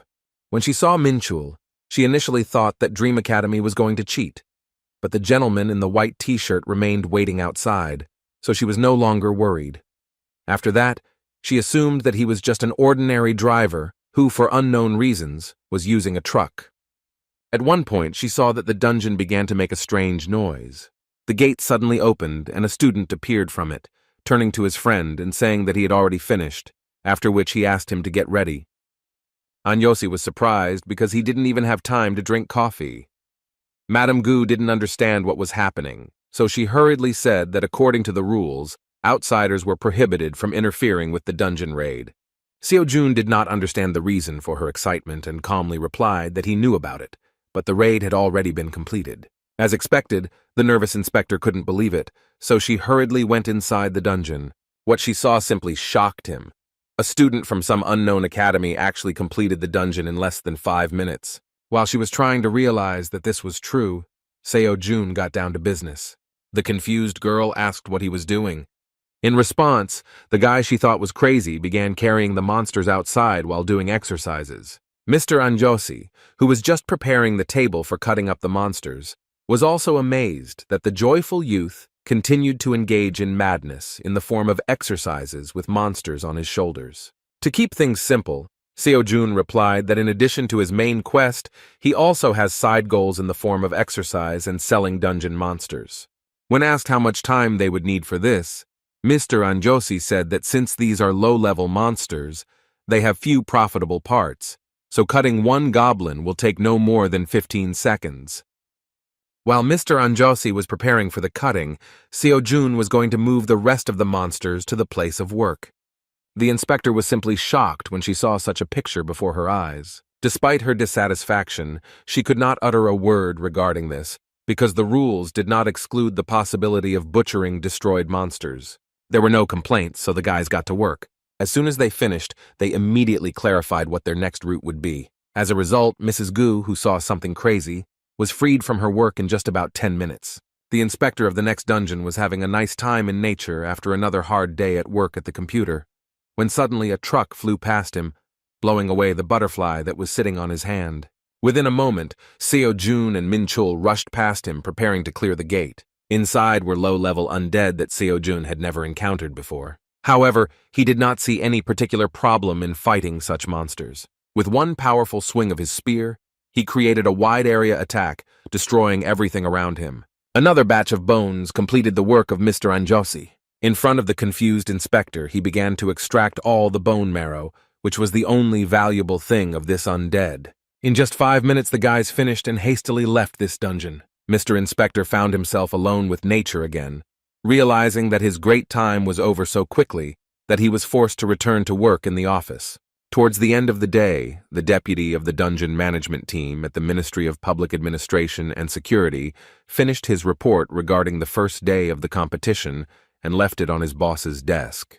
The head of the office began to look through the quite expected results, and first of all came across the statistics of the East Academy and its representative Lee So-yeon, which was able to once again surprise him with the incredible statistics of 16 cleared dungeons. He expected her to get first place, but was surprised when he noticed that she was currently in second. It was expected that in this case, someone would be found who was able to cope with this task, clearing, most likely, 17 dungeons. He was simply shocked when he saw that some Kim So-jun was able to clear as many as 32 dungeons. Not understanding these results, he distracted his deputy to clarify the results. Showing him the documentation, he wondered if they had made a mistake, indicating that someone had accomplished the impossible by clearing as many as 32 dungeons in a day. The head of the office was simply stunned when he heard that, according to the inspector, those guys moved between dungeons extremely carefully without losing a second, finishing all the raids in no more than 10 minutes. The entire office couldn't believe it, but as it turned out, after a thorough investigation, it turned out that Kim Seo-jun did not violate any rules for participating in the competition. To understand who we were talking about, the head of the office decided to ask which academy this mysterious student belonged to. As soon as the deputy mentioned that he was from the academy, which is located near Seoul in the Yunpenggu area, the head immediately realized that he was talking about the Dream Academy. Remembering that that organization belonged to the granddaughter of Starsword, they immediately realized that it was quite possible. The guys stared at each other in surprise, thinking that this was only possible if the Star Sword itself intervened in the process of clearing the dungeons. Meanwhile, Lee So-yeon, a student at East Academy, was forced to apologize for the fact that she somehow miraculously failed to take the championship on the first day of the competition. The head of the academy threatened that she would not get by with a simple apology, because they would suffer enormous damage if she did not get first place this time. In response, So-yeon promised that she would do everything possible to win. However, in response, she heard a question about whether an ordinary person could cope with the dungeons the way the winner of the first day did, because we were talking about as many as 32 cleared locations. Lee So-yeon thought that this would require completing raids every 10 minutes, but even so, given the distance between the dungeons, this is simply impossible. Rising from the table, the head surprised her with his opinion, saying that this is possible, but only if someone helps this student. Walking towards the window, he suggested So-yeon do what she did before. When he said that he would take care of the rest himself, his reaction suggested that he was going to go the route of deception. This vile man is her father, as well as a former A-class hunter who now serves as the headmaster of Vostok Academy. Lee Seok-man, addressing his daughter, asked her not to take such methods into her head, because in the end, this is the law of life, where the most cunning survive and what matters is who wins, and not who is right. Despite the internal conflict, she could not go against her father's words, because she completely agreed with such a true truth of the modern world. After leaving her father's room, she remembered his words that he believed that she would not act as stupidly as the idiot Jin-soo. Jin-soo remained in her memory as the guy who said that in the heart of a professional hunter, there must be something that she should never compromise with. His words seemed nonsense because everyone knew that in this world, money decides everything. However, the naive and simple guy insisted that if money darkens your heart, then the world will not seem the same. He promised that he would become a professional hunter, which would make people's hearts tremble. His words gave her false hope. She felt better being around him. This guy turned her life upside down, because he inspired her that she had hope of getting rid of the heavy shackles of such a reality. However, now that he was dead, she tried to forget about his words that were so firmly in her memory. The working day was finally over and the guys could sit down to rest. As for earnings, not taking into account costs and taxes, they managed to earn about 8 million won. As expected, Kim Seo-jun offered to split this profit equally. Despite this, Min-chul called himself a miserable driver, who would be satisfied with 30% of the total amount. After lengthy bargaining, Seo-jun, although he did not want it, still agreed to such an agreement. Uncle was no longer able to carry on a long conversation, so he didn't even mind that the little bastard still added a little money before his reward. Suddenly, Seo-jun asked why he looked like he wasn't surprised by anything. He wasn't even talking about money, but about how quickly he was able to clear dungeons. Uncle unexpectedly replied that he had actually already seen him in action at academic competitions, but did not want to burden him with calls. Seo-jun was very happy that he could work with such a person. For him, his uncle is a very straightforward person, but he is one who always encourages. After the loss of his parents, the guy had to pay his debts himself, and Mr. Min-chul took care of him, becoming a great support. Continuing the pleasant conversation, Seo-jun, paying attention to the recent success, asked if his uncle would like to open a transportation company. Min-chul didn't understand what they were talking about, because it was a lot of money, but Seo-jun promised that one day it would be possible for them. On the second day of the competition, the sensational dungeon robbers had already begun to be recognized. They were called dungeon cutters, because in addition to raiding, they managed to cut up monsters. In fact, a lot was said about them now, and it was hard for the next inspector to believe it until the moment he saw it with his own eyes. Now he was convinced that there were no problems regarding their work and did not mind them continuing to take care of the dungeon for which he was responsible. On the second day, their gap from second place increased significantly. The difference between them and Lee So-yeon was as much as 20 cleared dungeons. At this rate, victory was not far off, and it would even be strange if they began to lose ground. Seo-jun enjoyed every minute of working with his uncle and was glad that he was the one asked to come to the rescue. There were still 5 days left until the end of the competition, and all this time Mr. Min-chul worked without a break, trying to keep up with the incredible pace of the young student. To cheer up his uncle a little, he promised that if they won, he would treat them to something very tasty. Min-chul assumed that he could afford this because as a promising student, he probably eats food for the rich. Things were going very smoothly, and the young man said that he had a good feeling and now they simply had to win the main prize. However, on the third day of the competition, the situation suddenly changed. The unexpected oddity put Mr. Min-chul in an awkward position, and he suggested that the student take a look at the changes on the dungeon map. Seo-jun couldn't believe what he saw. All the dungeons in the area were booked. The nearest available place was at least an hour's drive away. It was clear that the fact that only those seats next to him were booked was not just a coincidence. A suspicious change in the activity of their competitors indicated that they were trying to stop their success. This was not according to the rules, so the uncle expected that competitors would soon remove the reservation. His instinct told him that this was not by chance. Seo-jun replied that they don't know for sure yet, so they should get to the nearest dungeon first. However, even after the next dungeon, the same thing happened. As a result, they managed to clear only 10 locations, while Lee So-yeon began to rapidly approach first place with a result of 25 successful raids. Seo-jun understood that something very strange was happening, so it would be impossible to do without help. They approached So-yoon with this question, believing that this was the work of the Members Academy in second place. You can use the app to find out who booked dungeons, but not these ones. It was for this reason that Miss Park decided to contact the competition organizer. Seo-jun was still in first place, but he understood that at this rate, he would quickly give way to his competitors, because this was only the third day of the competition. Turning to his uncle, he said that now they would be forced to change their strategy a little, because there would simply be no time left to cut up the monsters. The gain was much more valuable, but even so, no matter how quickly he cleared the dungeons, the distance was inevitable, and even his uncle's talent could not overcome this obstacle. Suddenly, Seo-jun announced that he had a good plan to counteract. A very cunning thought came into his head, which surprised So-yoon and Manchul. Its implementation was supposed to make the efforts of competitors pointless. The next day, Vostok Academy representatives gathered together again to begin booking the dungeons. The Academy representative asked everyone present to be on guard, because as soon as Seo-jun appeared on the map, they would have to reserve the dungeons around him.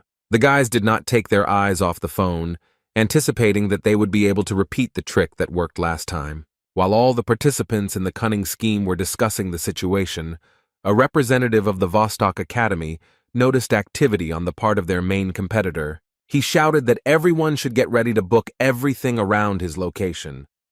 Like last time, he asked to make the reservation gradually so that it would not look too suspicious. The guys knew very well the essence of their business and asked the gentleman not to worry, but instead to make sure that he paid for their services on time.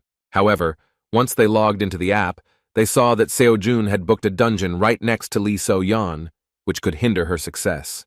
Moreover, they could not book dungeons near it, because according to the rules you cannot cancel a reservation within 10 hours if you have not completed the raid. The cunning plan of the Vostok Academy collapsed with unprecedented speed, and their representative suddenly felt a tremor. Meanwhile, as usual, the cold and imperturbable Lee So-yeon cleared the next dungeon without any problems.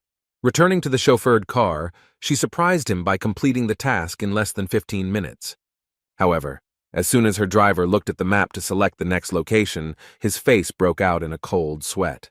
They couldn't believe that their competitor would reciprocate and book all the dungeons around them, using the same approach. The competition's top players finished day 4 with nearly identical results. Seo-jun was able to stabilize the rankings with this approach, and using the advantage he gained during the first 2 days, he could comfortably win this competition.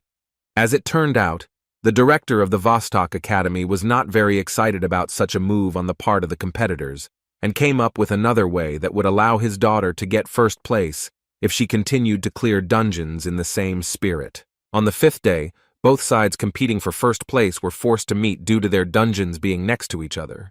The inspector, feeling some tension, said in advance that quarrels between participants were prohibited, and violation of the rules would result in disqualification. When both students approached each other to meet each other, Kim Seo-jun said that no matter who wins, everything should be fair between them. He recalled that this competition was started with good intentions. Lee So-yeon wasn't even going to admit that she was the first to cheat in order to slow down her competitor's pace. And yet, looking at Seo-jun, she thought about his words and remembered a friend who also constantly talked about good intentions. She believed that such a thing did not exist in this world, so she was not even going to believe his words. During her life, she learned that people are by nature selfish no matter what they do, and their actions are based on personal gain. That is why people help only when it is beneficial for them, so that they can then abandon you at the right moment. In this cycle, she saw no room for good intentions, so she, with a once again cool mind, continued to exterminate the monsters in the dungeon. As soon as she left the gate, she saw the surprised inspector who could not believe that the rumors about Seo-jun's madness were true. At that moment, something unimaginable was happening that even attracted the attention of Lee So-yeon. The madmen separated the monsters right before her eyes and then loaded them into their truck. The girl was surprised, while Seo-jun, with the dead monster on his shoulder, noticed that she finished the raid even faster than he expected. He then caught her off guard by asking if he could also take the monsters from the dungeon she had just cleared. Seo-jun couldn't miss the chance of such profit, while Lee So-yeon didn't mind. Still, she felt a little awkward at the way this strange student, who was her main competitor, behaved. Having grabbed the monsters from her dungeon, he began to cheerfully walk towards his uncle, while doing exercises. Noticing Lee So-yeon's attention, he explained that he was just doing exercises so as not to waste time. As for the monsters, he explained that they also bring in a lot of money, so he would not want to leave them in dungeons that would soon close themselves. In fact, Lee So-yeon quickly regained her former sanity, saying that it was a waste of time. She has not changed her opinion that there is no place for good intentions in this world, because Seo-jun only does it for the money. Her brother, who tried to force such an idea on her, once said that he would reach the level of a professional hunter, which would make people's hearts tremble. However, in a time when anyone can become a professional hunter, she saw it as nothing more than an ordinary profession, which is also practiced by selfish people. Meanwhile, Star Sword and Mr. Kalia went together to the 6th level dungeon, in which they suddenly discovered a 10th level monster. Mr. Star Sword dealt with it without much difficulty, but the reason why the dragon was here remained a mystery. Lady Kalia mentioned that when measured, this dungeon was definitely level 6. She assumed that the fool appeared here due to a possible distortion. Mr. Park considered this nonsense, saying that the distortion could not appear in this way, and it was more like the work of the Order of Truth. Moreover, he even said that this very much reminded him of the events that happened 30 years ago. In response, Lady Kalia admitted that she fully understood his concerns, but swore on the honor of the Order of Truth that they did not do this. Their conversation was suddenly interrupted by Young Jimin, the Star Demon's disciple. She said that she would investigate this phenomenon instead of her master, because unlike the Star Sword, old age did not spare him. After a short examination, Miss Chan said that she definitely felt an anomalous flow of mana from the destroyed monster, but it did not look like a distortion. Despite this, Mr. Park said dissatisfiedly that a monster of the 10th level was a mere trifle, and therefore he did not notice anything strange. And yet this has not happened since the advent of the Berserker. In response to such a conclusion, Mrs. Kalia asked what would happen if a similar mutation occurred with the rest of the dungeons. Naturally, we were talking about increased danger for ordinary hunters. Even though the chance was low, Young Jimin still said that this case cannot be ignored. In order to find out the origin of these changes, she suggested gathering more information by asking the head of the Hunter Association to measure all the low-rank dungeons again. Meanwhile, something unexpected happened within Seoul. Experts discovered a very rare phenomenon, as many as 3 dungeons appeared in one place. This was the first time they had seen something like this live. The last few days have been simply terrible for the Dream Academy team. Wherever they went, the seats were occupied. Moreover, now they were haunted not only by the hunters, but also by the inspectors themselves. Returning to the academy, Mr. Minchul could not contain his dissatisfaction due to the fact that the inspectors turned out to be corrupt. Nevertheless, the second method turned out to be more effective, and it was simply impossible to win in this case with a counter trick. Seo Yoon literally flared up because of this. She shouted that she wouldn't do this anymore and now she would rebel even if she had to use her grandfather's name. As a result, they still managed to take advantage of their connections and stop such activities on the part of inspectors and hunters, as a new decree was issued on the rules of the competition. The past could not be returned, so Seo-jun counted on a few days of quiet work, but it turned out that everything was not so smooth. This time, competitors began to obstruct them on the road, creating false incidents that blocked the path. Everything is back to normal again, now Lee. So-yeon has even taken first place with a margin of 1 point. Dream Academy met again to discuss strategy. Those who prevented them from going further insisted that they had nothing in common with Lee So-yeon. The head of the dungeon management promised to deal with this matter directly. Seo-yoon also revealed that she recently learned that Lee So-yeon's father, Lee Seok-man, is actually the director of the East Academy where she belongs. Moreover, according to her, Lee Seok-man is a former A-level hunter, one of the few people his grandfather recognized. In fact, it wasn't really about the fact that this professional hunter is so strong, he's just tongue-tied, which is why he managed to acquire such connections. Because of these details, the director of Dream Academy was afraid that they would not be able to conduct an investigation, because even if they found out his involvement in the case, it would be too late. The tension from the hopeless situation took over and plunged the guys into a kind of temporary despair. So-yoon, sighing heavily, apologized to the student for the fact that this was all she could do to help him. In response, the confused guy asked her not to blame herself, because all this time she had been helping them, supporting them, and giving them a chance to continue this competition. Mr. Minchul, in turn, supported his nephew's words, saying that So-yoon really did everything she could. The rest depended only on themselves. Noticing that Seo-jun had fallen silent, Mr. Minchul angrily asked him to say everything that was on his mind, so that So-yoon would stop worrying. Judging by his sly smile, he really was up to something crazy. The impudent Seo-jun again caused trouble for the Vostok Academy, because he managed to overtake them again. According to reports, he only started booking dungeons when he was already near them. Therefore, it was simply impossible to predict where he would go next time. Moreover, they decided to abandon the heavy truck. The competitors were shocked that it only took them 5 minutes to book and clear the dungeon.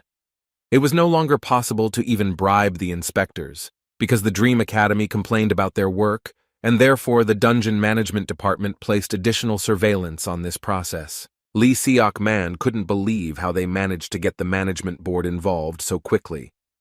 In response, the ward said that the Dream Academy is an institution under the leadership of the granddaughter of the Star Sword itself. Naturally, after hearing this, the director of the Vostok Academy decided that there was no point in conflicting with him directly, so he ordered to find another way so that they would definitely win. The last day of the competition began, and Kim So-jong began to slowly regain his position. There wasn't enough time to win, but in the end, he at least managed to score as many points as Lee So-yeon. The cabinet of competition organizers was forced to assemble a higher commission. As expected, having met face-to-face, Seo-yoon and Seok-man began to make claims against each other, in which the director of the East Academy still continued to deny the fact that he was cheating. Their argument almost turned into a fight, and the director was forced to stop the conflict. He said that, first of all, the commission came to the conclusion that there could be no draw. Plus, they didn't have solid evidence that Lee So-yeon cheated, so disqualification was impossible. That is why the commission decided that they would have to resolve this situation with a competition, which would eliminate the possibility of cheating. The next day, an additional stage of the exam began, in which Shin Young-seok, the leader of the dungeon management team, was in charge. Kim Seo-jun was determined to get his 300 million won charm. Of course, Lee So-yeon was going to do her best to live up to her father's expectations. Having met the participants, Young-suk said that first he should explain how the final round will take place, after which the winner will be determined. The rules were simple. They were given the chance to choose one of 3 dungeons. At the end of the cleanup, the one who completed the task first had to proceed to the second. The winner will be the one who clears 2 dungeons. In response, Seo-jun asked what was the point of raiding the second dungeon if, in fact, the one who completes the first one faster wins. As it turned out, at first they wanted to do this, but could not find a suitable place where only 2 dungeons were connected. Therefore, they chose this place because they could not leave this gate unattended. In addition, the winner must have more dungeons cleared. He also said that all 3 dungeons have 2-star difficulty, so they can discuss which dungeon and who will go. Seo-jun doubted that they had set something up this time, but just in case, he decided to choose first. Lee So-yeon didn't mind. As a result, Kim So-jun chose the right gate, while Lee So-yeon went to the left. Having chosen the dungeons, the guys prepared to begin the test. Before Mr. Yeon-seok announced the start, Lee So-yeon addressed her opponent and coldly said that after the end, they should not show their tears due to losing. Seo-jun was surprised by her speech, because he didn't think that she was so unfriendly towards their academy. As soon as Yeon-seok announced the start, both students rushed inside their dungeons. Seo-jun walked inside and began to move forward at an accelerated pace. He still continued to think about So-yeon's words, not understanding what she meant. Still, victory was much more important than her brutality, so he put those thoughts aside for later and concentrated on the presence of monsters. Initially, he thought that he would meet ordinary kobolds, but not to mention them. He did not even hear a single sigh from the monsters, even though 5 minutes had passed since the start of the test. This dungeon seemed a little suspicious to him, because it seemed that the monsters were simply hiding from him, and yet he did not even think that this could be another trick of their competitors. However, within a moment he froze in place, feeling the monster's terrifying thirst for blood. The terrible scream spoke of one thing. This was not the monster we were talking about. Within a moment, a 4th-level monster, Manticore, with which he had already fought once, furiously rushed at him, but then she was extremely weakened. Seeing such an opponent, he could only assume that there was an error in measuring the dungeon. However, there was no time to think, so Seo-jun rushed forward with incredible speed and dealt a fatal blow to this monster. The Manticore was easily destroyed. Although he completed it in a matter of seconds, completing this dungeon took too much time, so Seo-jun rushed towards the gate, believing that Lee So-yeon had most likely already completed the raid. Within a moment he was outside, expecting that his rival had already taken the second gate. Turning to the inspector, he nervously shouted that he had met a Manticore, Pointing his finger at the gate, he asked the inspector to make sure that this could not be a second-level dungeon. As expected, Yeon Seok was surprised that this guy could handle such a monster alone. So June, considering this unfair, demanded revenge. Still, the inspector fully understood his request, but there was one nuance. It was difficult for them to cancel the competition at this point. When asked what was the matter, Young-suk unexpectedly replied that member Lee So-yeon had not yet come out of her dungeon. The girl who entered the ominous gate, in which there should be nothing worse than kobolds, had been there for more than 10 minutes. Her dungeon had also been corrupted, and a monster even worse than her competitor was waiting for her, Lee. So-yeon, although she was a strict older sister, always took care of her brother. Still, she did not understand his kind soul in such behavior, so she was wondering why he did not listen to his father. Jin-soo was not stupid, but he seemed naive, saying that he did not want to cheat for his own gain, even if he had to go against his father's words. He always idealized the work of a hunter and insisted that if you are a professional, then there must be something in your heart that you should never compromise on. His sister could not come to terms with his gentle nature and constantly reminded him that his people called him a reckless fool.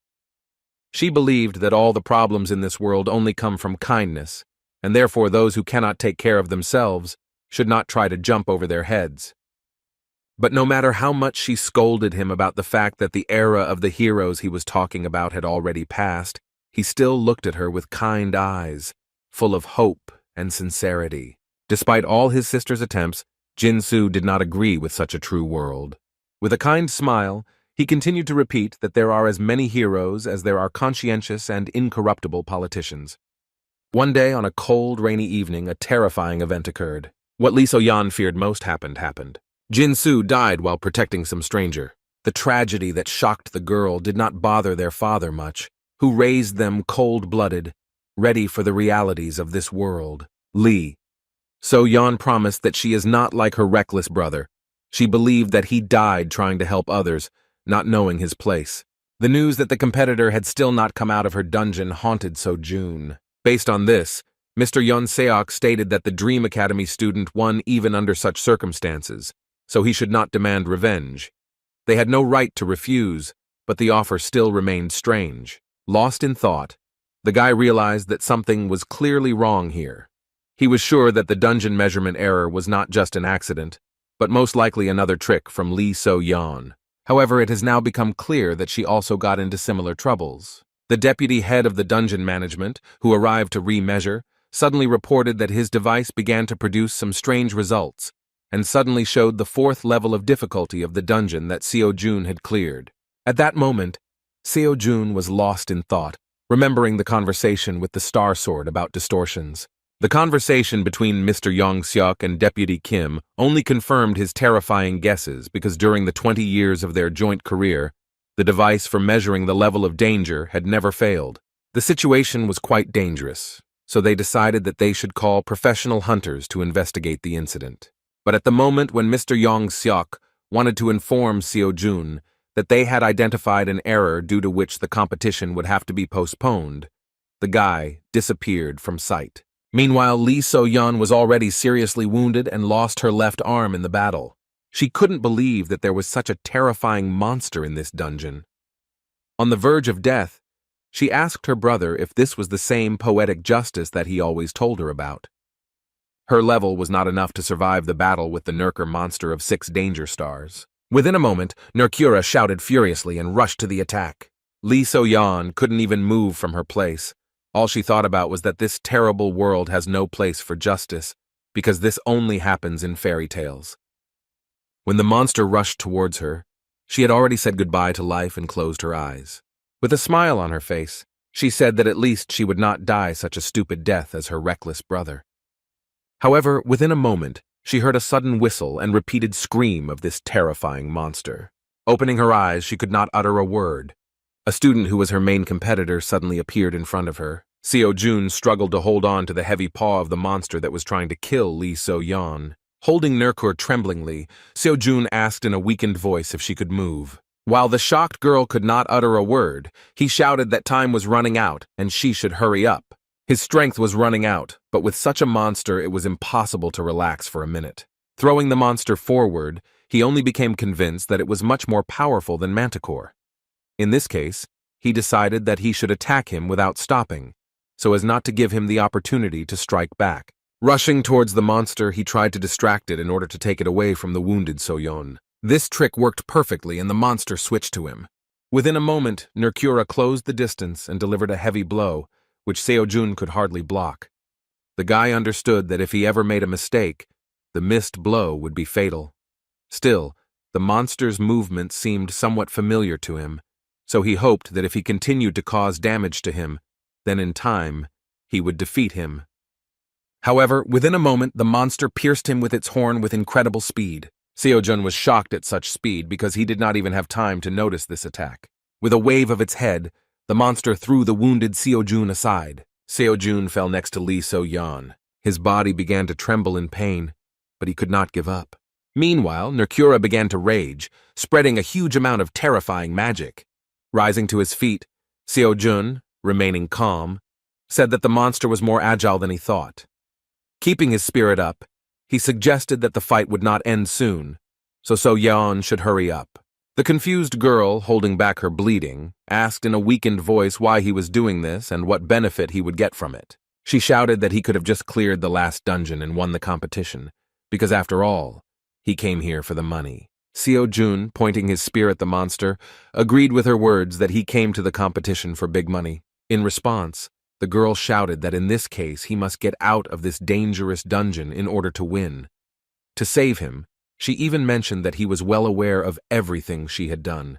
She called him a fool for thinking she would thank him for saving her. However, Seojun did not agree with her words. He didn't deny that what she did was definitely wrong, and that he had no desire to forgive her for it.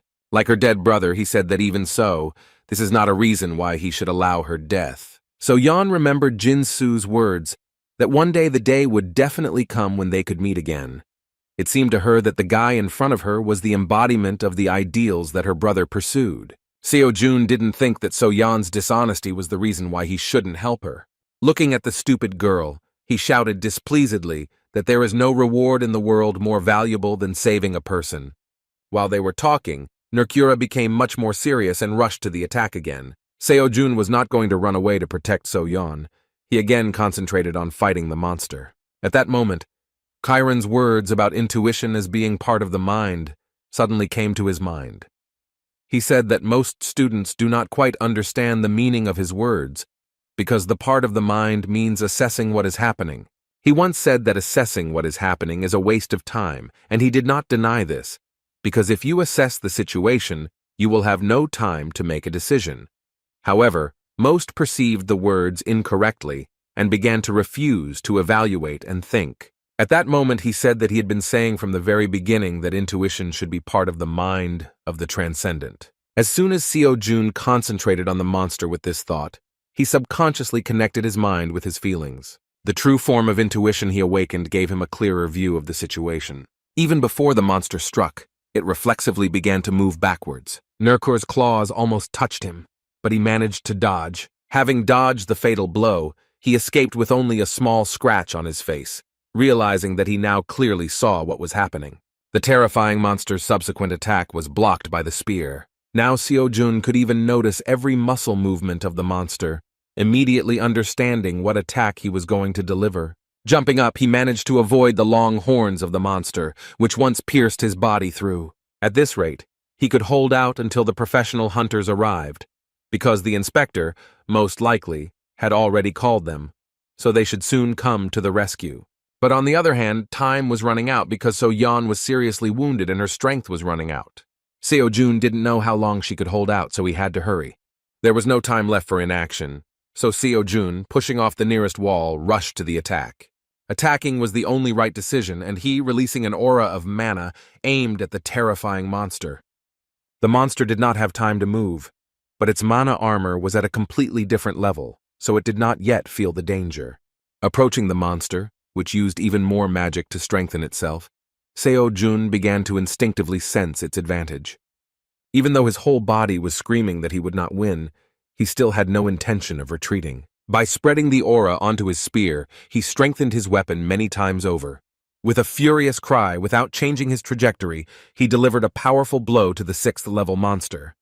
Looking up, Lee So-yeon couldn't believe how much effort Seo-jun put in. While in front of her, he received another serious wound, but continued to stand, leaning on his spear. The girl could not believe that this terrifying monster of the 6th level was defeated by the forces of a student. Seo-jun managed to do it and exceeded his limits. Thanks to this intense battle, in which he initially had no chance, he managed to significantly improve the progress of Chiron's lecture. Taking the wounded So-yeon by the arm, he hesitantly said that he didn't know if he would die of embarrassment trying to help her. Seeing her condition, he asked if she was alive. He was really worried whether he had tried so hard in vain. In a weakened voice, So-yeon replied that she was still conscious. Hearing her voice, Kim Seo-jun breathed a sigh of relief. While So-yeon looked around at the defeated monster, Seo-jun asked her to concentrate on her well-being, because they no longer have time to delay with her condition. As soon as they left the dungeon, Mr. Soyek immediately called an ambulance, horrified by the condition of the students. So-yeon, lying on the ground, suddenly said that despite what had happened, she still did not consider Seo-jun her benefactor, because she still regarded his action as a mistake. Sighing heavily, student Kim said that he didn't care, because he didn't want to save her. As soon as the news of the dungeon clearing competition came out, the community went wild.